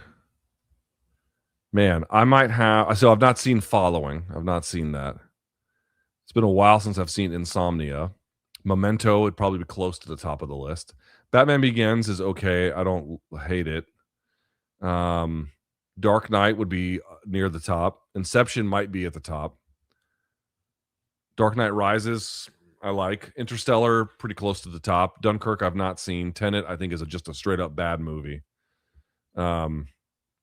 Oppenheimer, I liked, but I didn't like it as much as everybody else, but I did like it. And then this one, probably Inception. Then Memento. After that, a little harder to say. Maybe Dark Knight, maybe Odyssey, but I've not seen some of the other ones, so it's a little hard to say, but something like that. Hey, Luke, my wife is pregnant with we did this one already. Yeah. My birthday was yesterday. Happy birthday. Happy belated birthday to you. Yes, there you go. All right. From a technical standpoint, what is Ian's biggest weapon against Islam? I personally think it's the oblique kicks he's so good at that might keep Islam at range while thwarting takedown defense. Again, defensively sound is going to be a big part of this, but you're asking like offensive weapons. It's got to be footwork, long range lancing attacks, jabs. Teep is going to be a little bit more interesting because he can be caught like calf kicks. But it's going to have to be the jab. The jab is going to have to. If his jab is not working, he's going to have trouble. Straight up, he's going to have a hard time. It has to be, I'm going to be able to touch you, move, and go. Like touch you, and I'm out. Right? That has to be a key part of it. If he can't do that, I don't think he can win. Waiting for a donk meetup at Red Derby. Oh, I love Red Derby. It's a great dive bar in the sort of the northern part of DC. Thinking we stop at the skate park first in our rollerblades while blasting Cannibal Corpse on the JVC Kaboom. Yeah, Red Derby is fucking fun, dude. It's a fun. They got some good tater tot dishes up in there. That's a great bar. If you're ever in DC, you should go to it. It's cool. They got a website, these motherfuckers. Derby.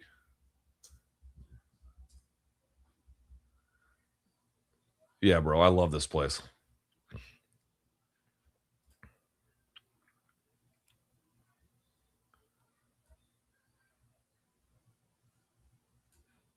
Anyway.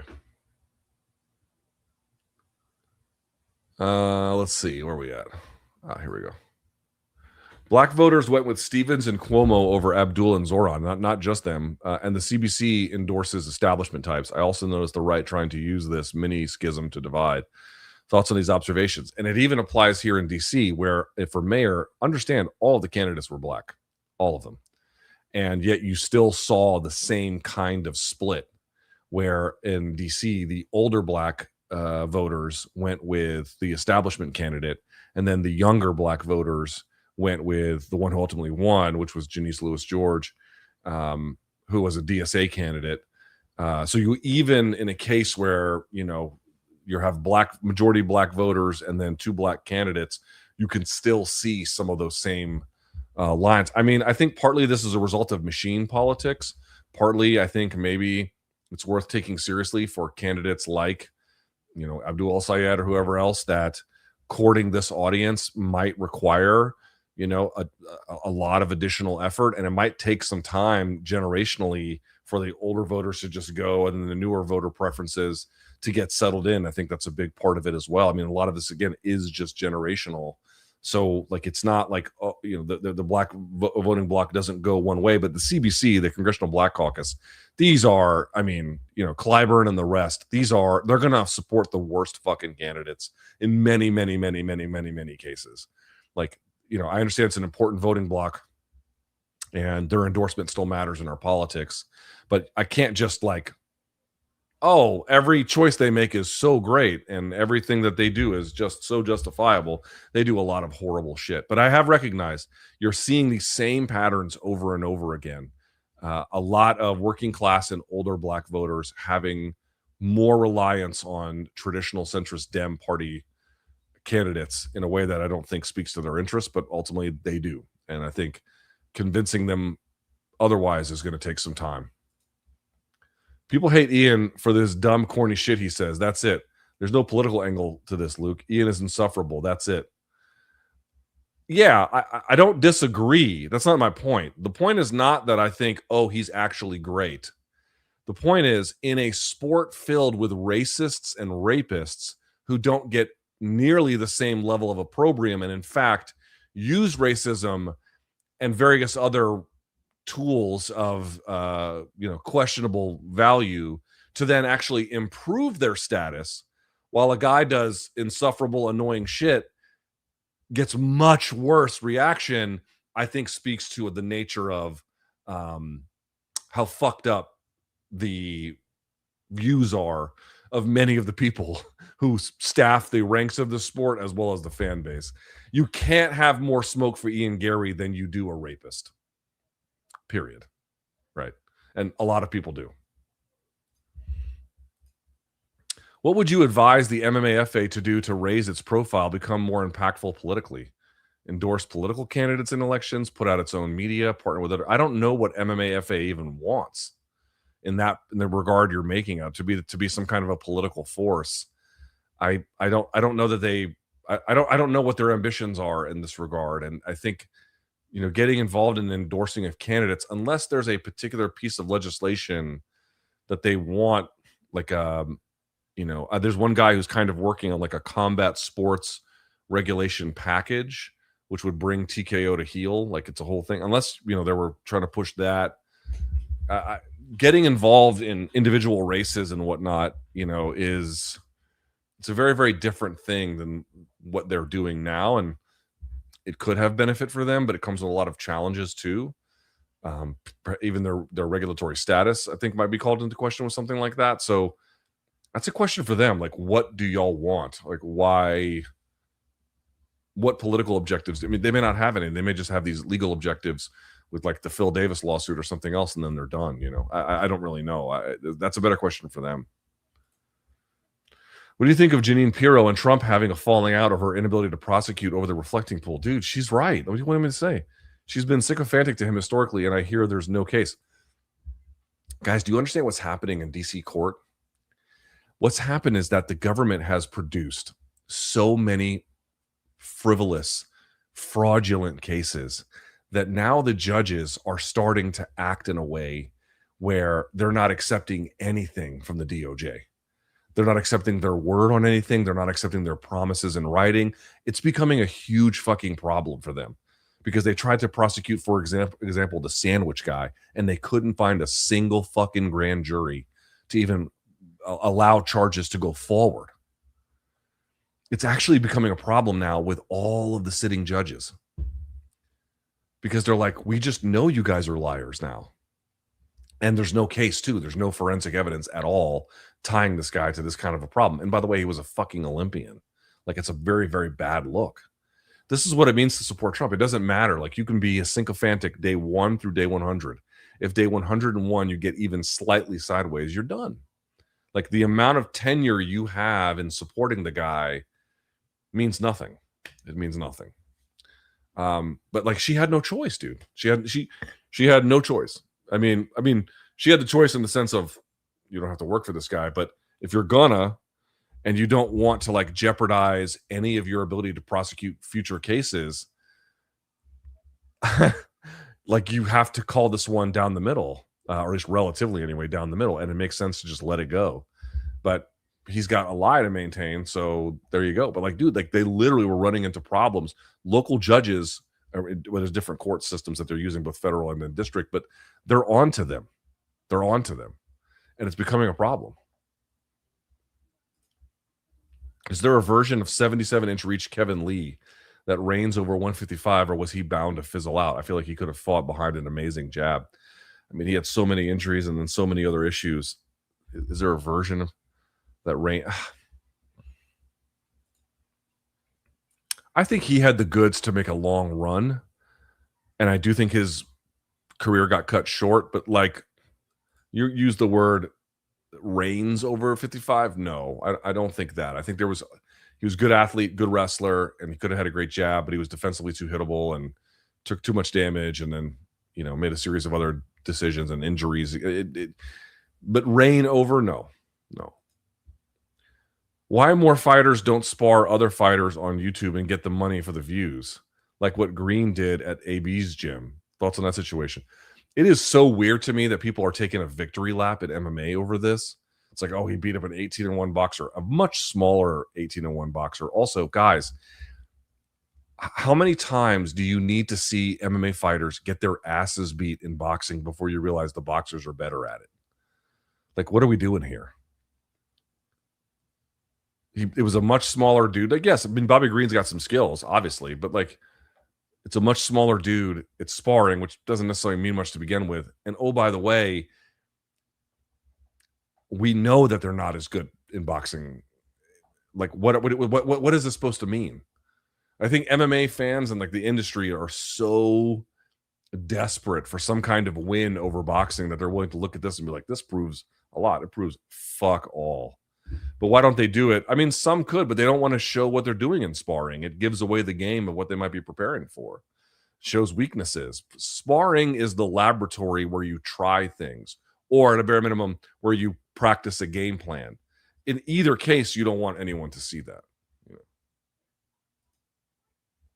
You see the clips of Jon Stewart interviewing Fetterman. We kind of been over this one. Yeah.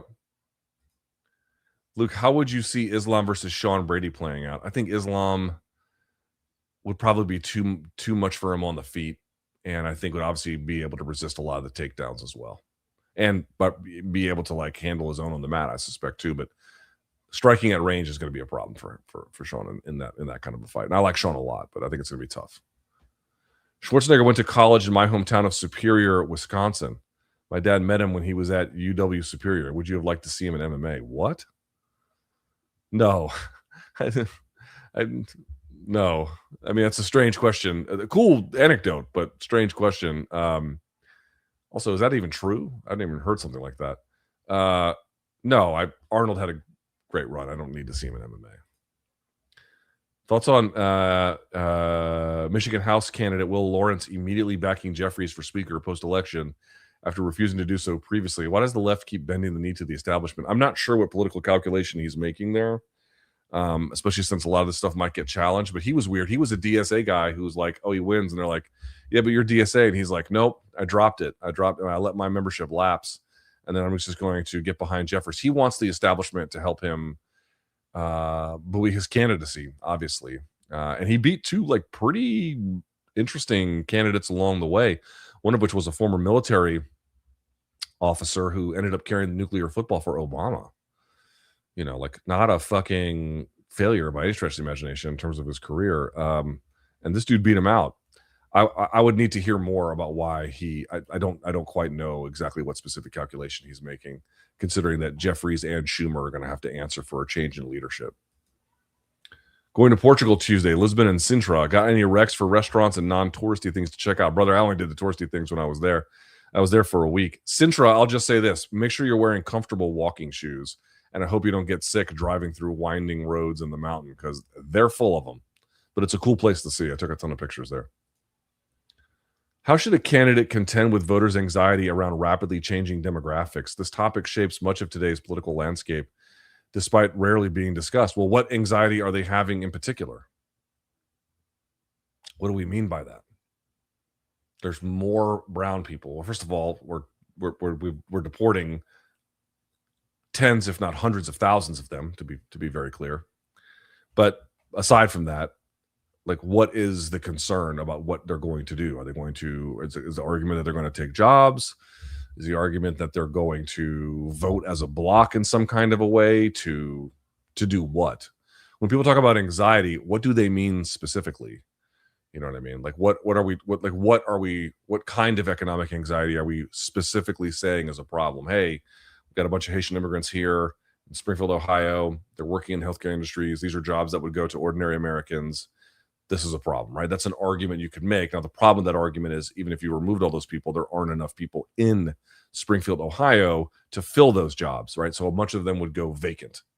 So that's the problem, right? You rip these people out. There's not the reason why they are invited to that town is to literally fill a need. In fact, they've done this in Wisconsin manufacturing sectors with Burmese people.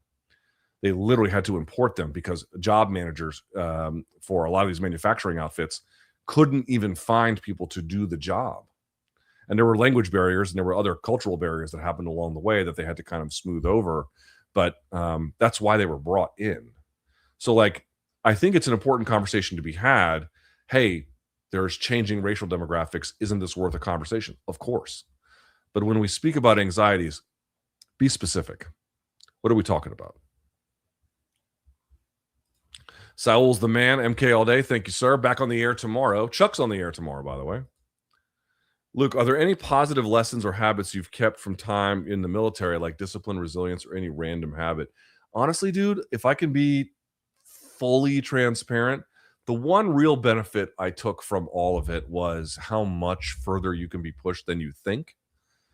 That is one thing I've really always taken with me, like how much can be done with a different attitude or just being forced to do it it's so much more than you think. On the other hand, dude, I think it's contributed to my anxiety. Like sitting at a red light and then someone slowly gets out of it. And like even now I can see in my head how like all my time and again, just as a reservist, but all of my time in the military, like you have to go. Like when it's time to go, fucking go, you know? And how people are in the civilian world are just kind of slow to sort of get around to things. That has actually made me much worse. It actually makes my anxiety much worse because it's like, I don't know how to explain it. If you don't deal with these issues, it's going to perhaps sound crazy. I'm sure it does sound crazy. Like the inattentiveness of civilians, the slowness of them, the unwillingness to do hard things sometimes, it has actually made me worse, I think, in certain ways. So I'm glad I got a look into what it's like to be pushed. But on the other hand, all of the culture of push, push, push has kind of, I think, made me worse. Hindsight is 2020. How close was Dustin's guillotine to finishing Habib? I've done extensive tape study on that. It wasn't. Not at all. Not even close. Luke, though unlikely, I hope Ian goes Kane versus JDS3 on Islam. Islam is far more dislikable than Ian. Really? A hypocrite, a trash talker, and a cheater who fights once a year. Why do you like him? He's the best fighter in the sport. He's a trash talker. Okay.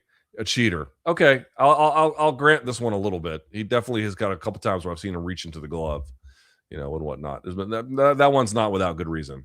But a hypocrite, like, what's that all about? Like, dude, all these guys are hypocrites and trash talkers. So the cheater one, fine. Fights once a year. I mean, that's a little more in the UFC than it is him. You taking the fifth on Fauci was sad. Why defend him? Who defended him? All I said was someone was saying that he's responsible for millions of deaths. I don't think there's any evidence for that. I mean, that seems a little fucking crazy. Especially if we're talking like, oh, the vaccine fucking injured a bunch of people. Like, no, the fuck it didn't, right? Okay. But like, is he a political actor who acted in a surreptitiously political and frankly divisive and perhaps even unethical way? That there's plenty of room there. Plenty of room. I'm just not going to turn him into Pol Pot. Okay. You should sit down with BC and talk about the cultural shift with regards to the physical toll of the sport post Chris Benoit, because MMA is headed in that direction. I would love to talk to BC. I would love to have him back on the air. Not my call. Not my call. In terms of my side of the call, he's invited anytime. I would love to have him back, but it's not my call. I don't get to make that call. Hey, Luke, will your next car model be named an integer? I wish I could buy a BYD integer. I think you're missing the point on the trans athlete issue. The right are dismissing trans people as a protected class, not validating women protected class. No one here is they are dismissing. No, I'm not asking trans people to be treated as a protected class. The entire argument rests on treating women as a protected class. That's why women's sports exist. You write, I think you're missing the point on the trans athlete issue. No, I think you are. The start of the argument is not starting with trans folks. The start of the argument is, why do women's sport exist? It exists because we are designing to protect them as a class. To do that, the reason why we are doing that is because it removes male advantage, right? That's the whole argument. That's the only argument that makes sense. There's nothing else you can start with about why do women's sports exist. And so if the point is to retain the removal of the male advantage, that is the argument for why you would keep out trans folks, not because anyone's treating them as any kind of special class. No one is doing that. There's no law that's doing that. There's no rule that's enforcing that. Like that's not a thing. What is a thing is treating women as a protected class in order to remove the male advantage. That's the entire basis upon which women's sports rest. My argument to people who believe that, and I don't think it's a bad argument, but my argument to people is, why do you believe that in that one sector and in every other case where we have protected class for very important reasons? Not only do they not believe in it, they reject the idea of having protected classes in those areas. They, in fact, find the notion of protected class to be a corrupting force.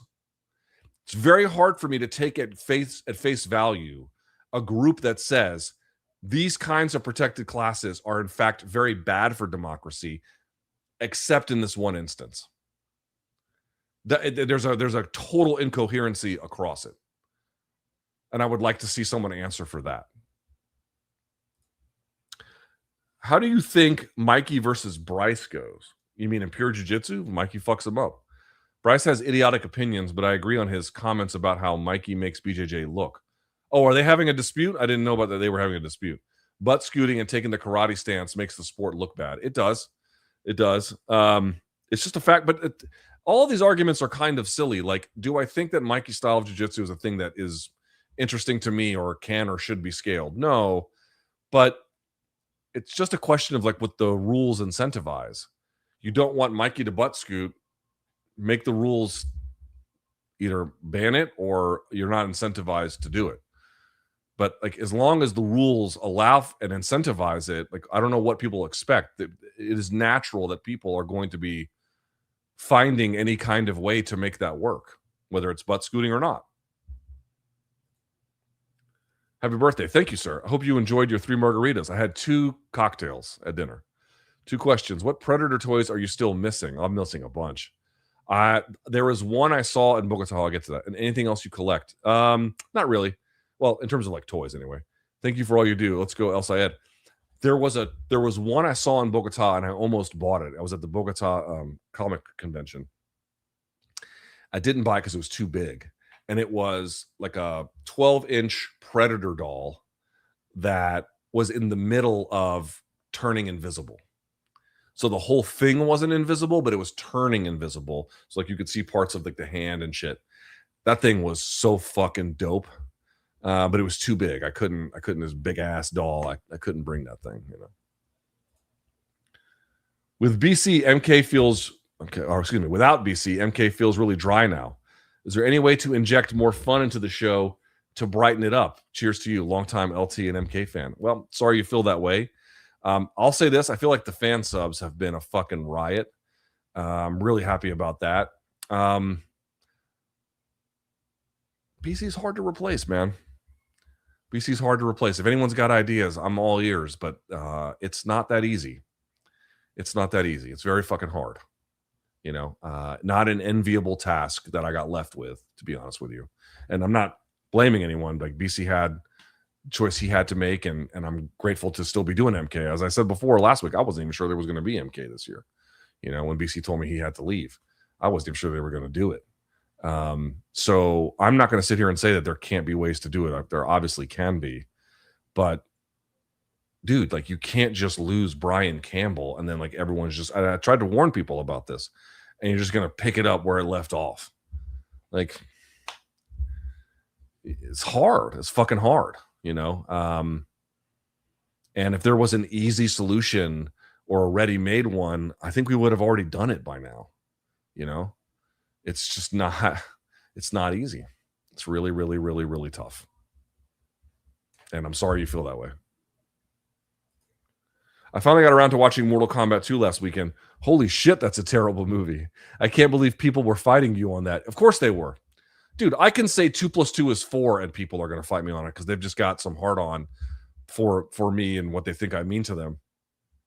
The only way to like that movie is to be John Fetterman. Protected class is the wrong term here. It's about fairness. A woman competing, a man feels guys. Okay. Everyone is trying to make this issue about what they think it means to them rather than the architecture of how we're actually doing it. Okay. The reason why you think it feels unfair is because if men were playing women, again, we're talking about not co-ed flag football, but boxing, right?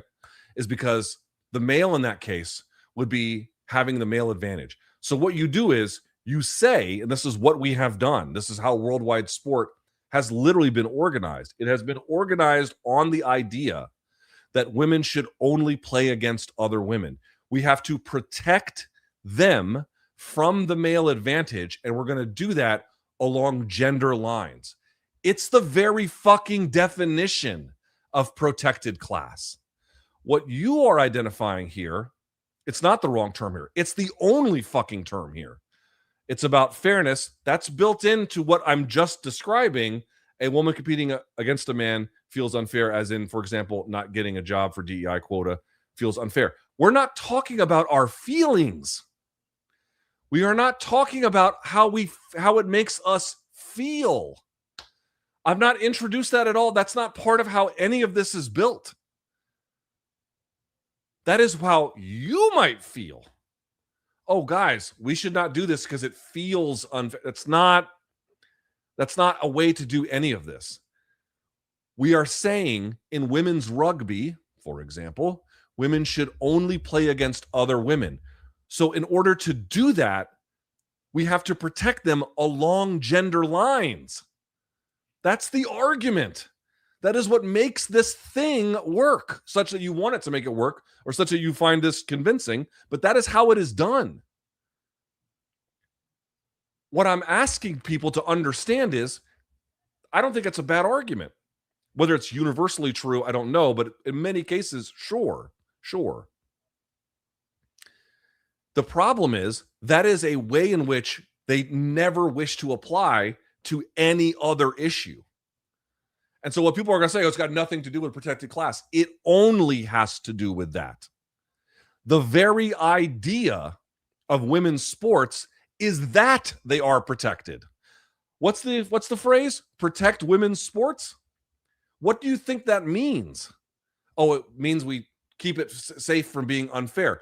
Okay, what makes it unfair is the introduction along this line of argument and the way in which it's been constructed, the entire apparatus of worldwide sport is by making it a protected class along gender lines.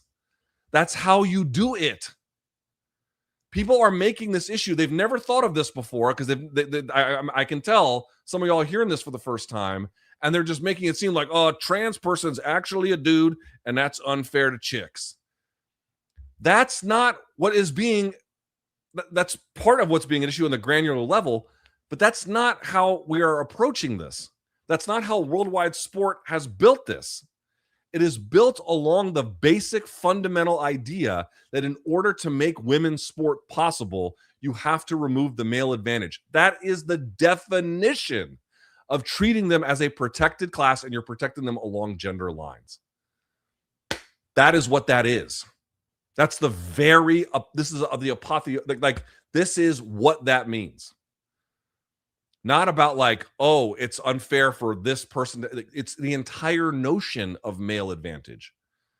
Because you don't let in some men some of the time, in some cases, well, I guess they do in co-ed sports, but women's sports, right? Women's team, women's soccer, whatever, women's fucking swimming, whatever. The entire idea is built on treating them as such. You have to reckon with that first. That's the core of this. And I don't see a lot of people doing that. Unsurprising that John Bernthal is a pro Pitbull moron. People refusing to acknowledge that nature plays a big part in their violence is bizarre to me. Oh, what did he call it? I think I did. Dog racism.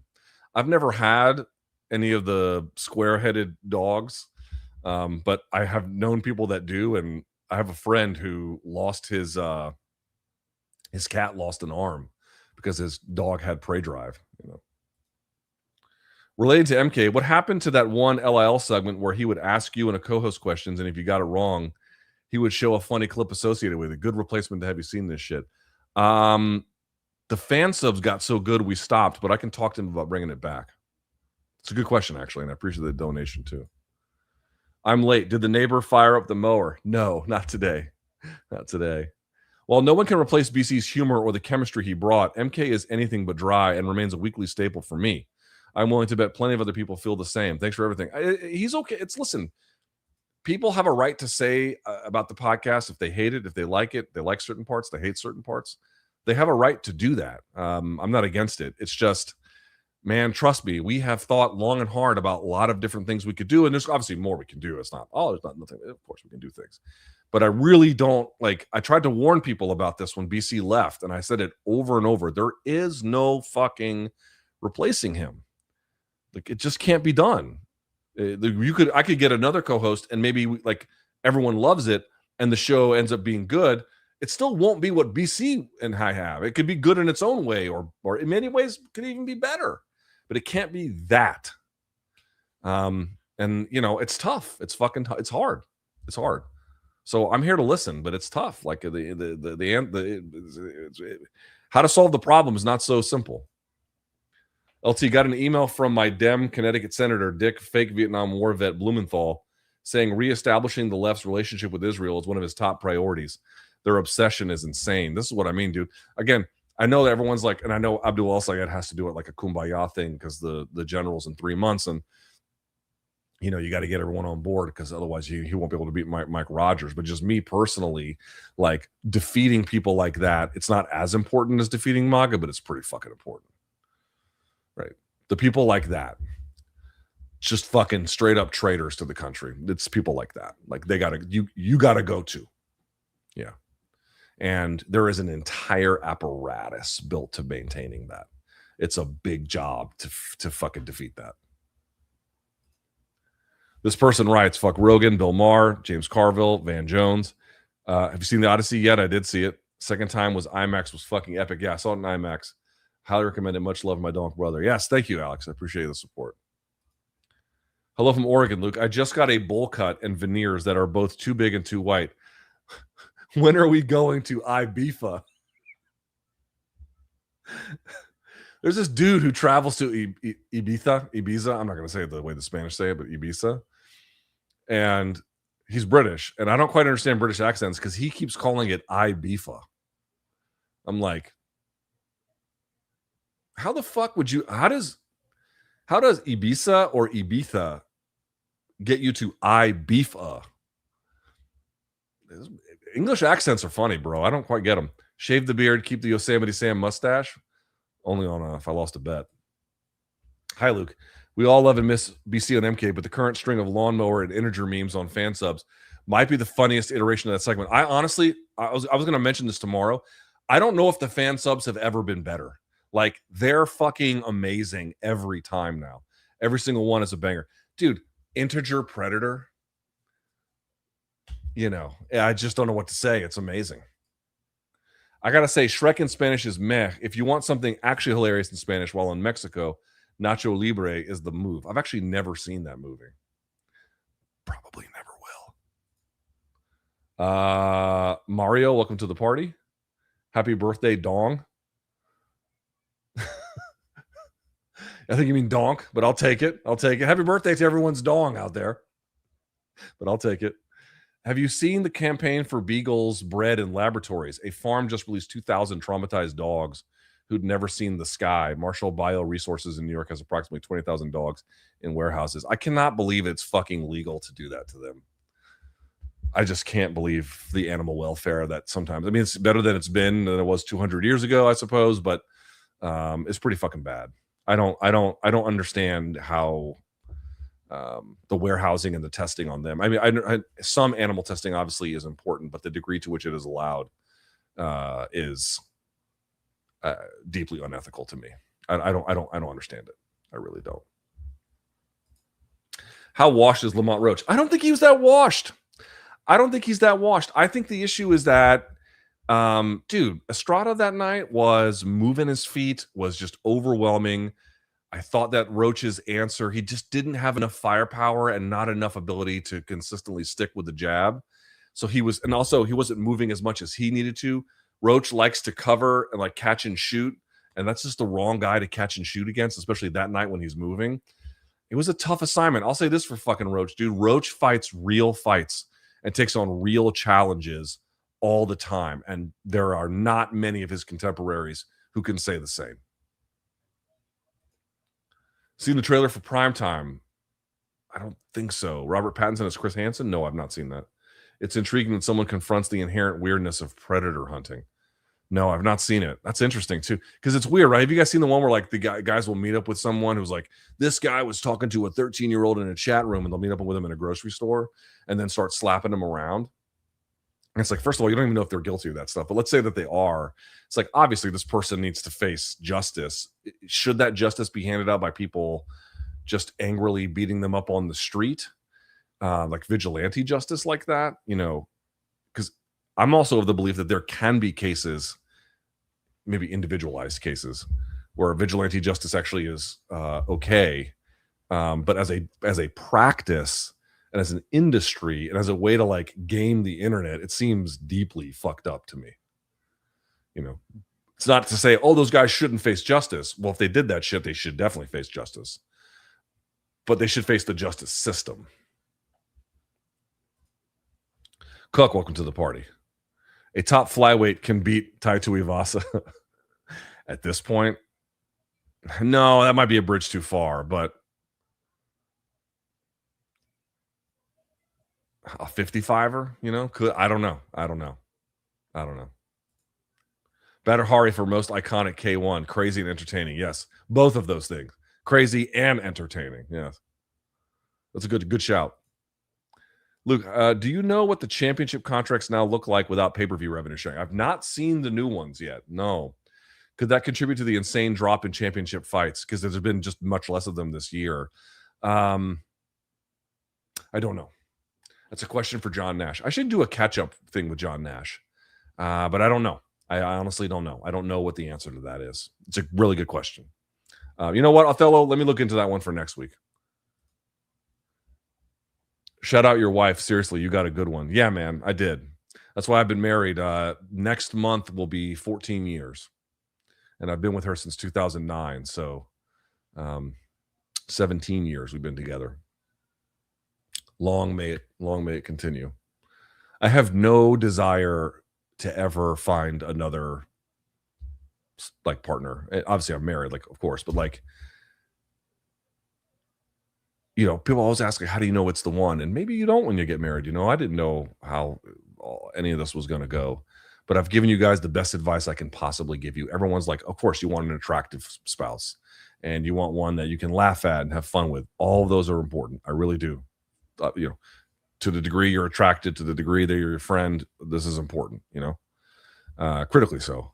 But you need to find a good person. A good person, a person who is morally conscious, you know, both because they can help you to be better, and also because if you live right and you know that this person is a good person, this is just something that is going to be much more likely to last than anything else. And that isn't to say that, you know, who knows what happens from here. You know, obviously, knock on wood, I don't want anything to happen, but like, I honestly believe the degree to which it has succeeded is by virtue of what a good person my wife is. Luke, give Professor Dave Explains latest video on the douchebag Destiny and wait, what? Give Professor Dave Explains latest video on the douchebag Destiny and Palestinian genocide. Great and sad breakdown. Professor Dave Explains. Okay, Othello, send this one to me too, please, so I can get a note on this one. Thank you for the heads up. I appreciate it. Why would you favor JDM over Urosh because of the Bilal fight? Yes, he's a higher ranked opponent, but the style is so different. I don't see how it's relevant. Why would you favor JDM over? I've not seen Urosh be able to fight against an opponent this dogged who can slow the fight down as much as Bilal can over the course of time in the way that JDM has. JDM's win over Bilal is better than any win Medic has. Now, that might change, but for now, that still is true.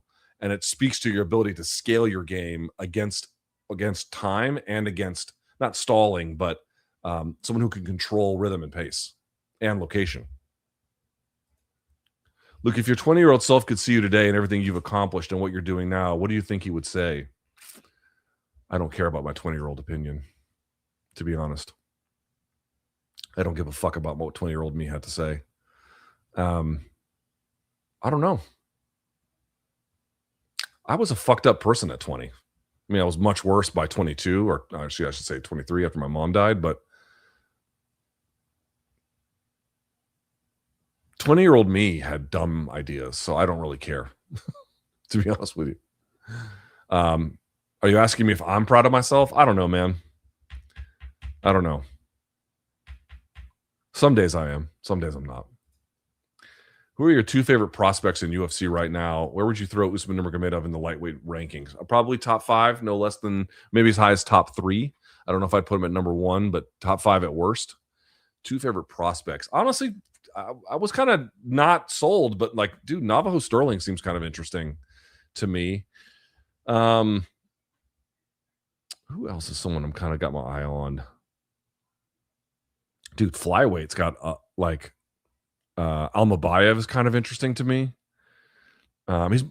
He's getting into more contender status now than prospect. Dude, Oralby is interesting to me. Oralby might be one of the most interesting ones. I think he's got real potential. Yeah. Could anyone waste a Saturday better than Long Island Luke and Gaff? God bless him. I wish I still could waste a Saturday. You know what I mean? God bless him. MK has been great. Danny has also stepped up big. I feel like Danny's the best he's ever been. You know, relative to how he was when we were on the MMA Hour, which, you know, I loved him back then, obviously. But even since then, I think he's gotten way better. Way better. So I appreciate that. Happy birthday. Keep being hilariously grumpy. That's all I can do, brother. That's all I can do. Thank you. What is that stain on your shirt? It's not a stain. You're talking about this. It's a hole. It's a hole. And this is just a hair. That's a hole. And there's holes here too. My wife wants me to throw this shirt away. It's one of the original MK shirts. Like, I'm not throwing this away. I'm going to be like Charlton Heston. Cold, dead hands.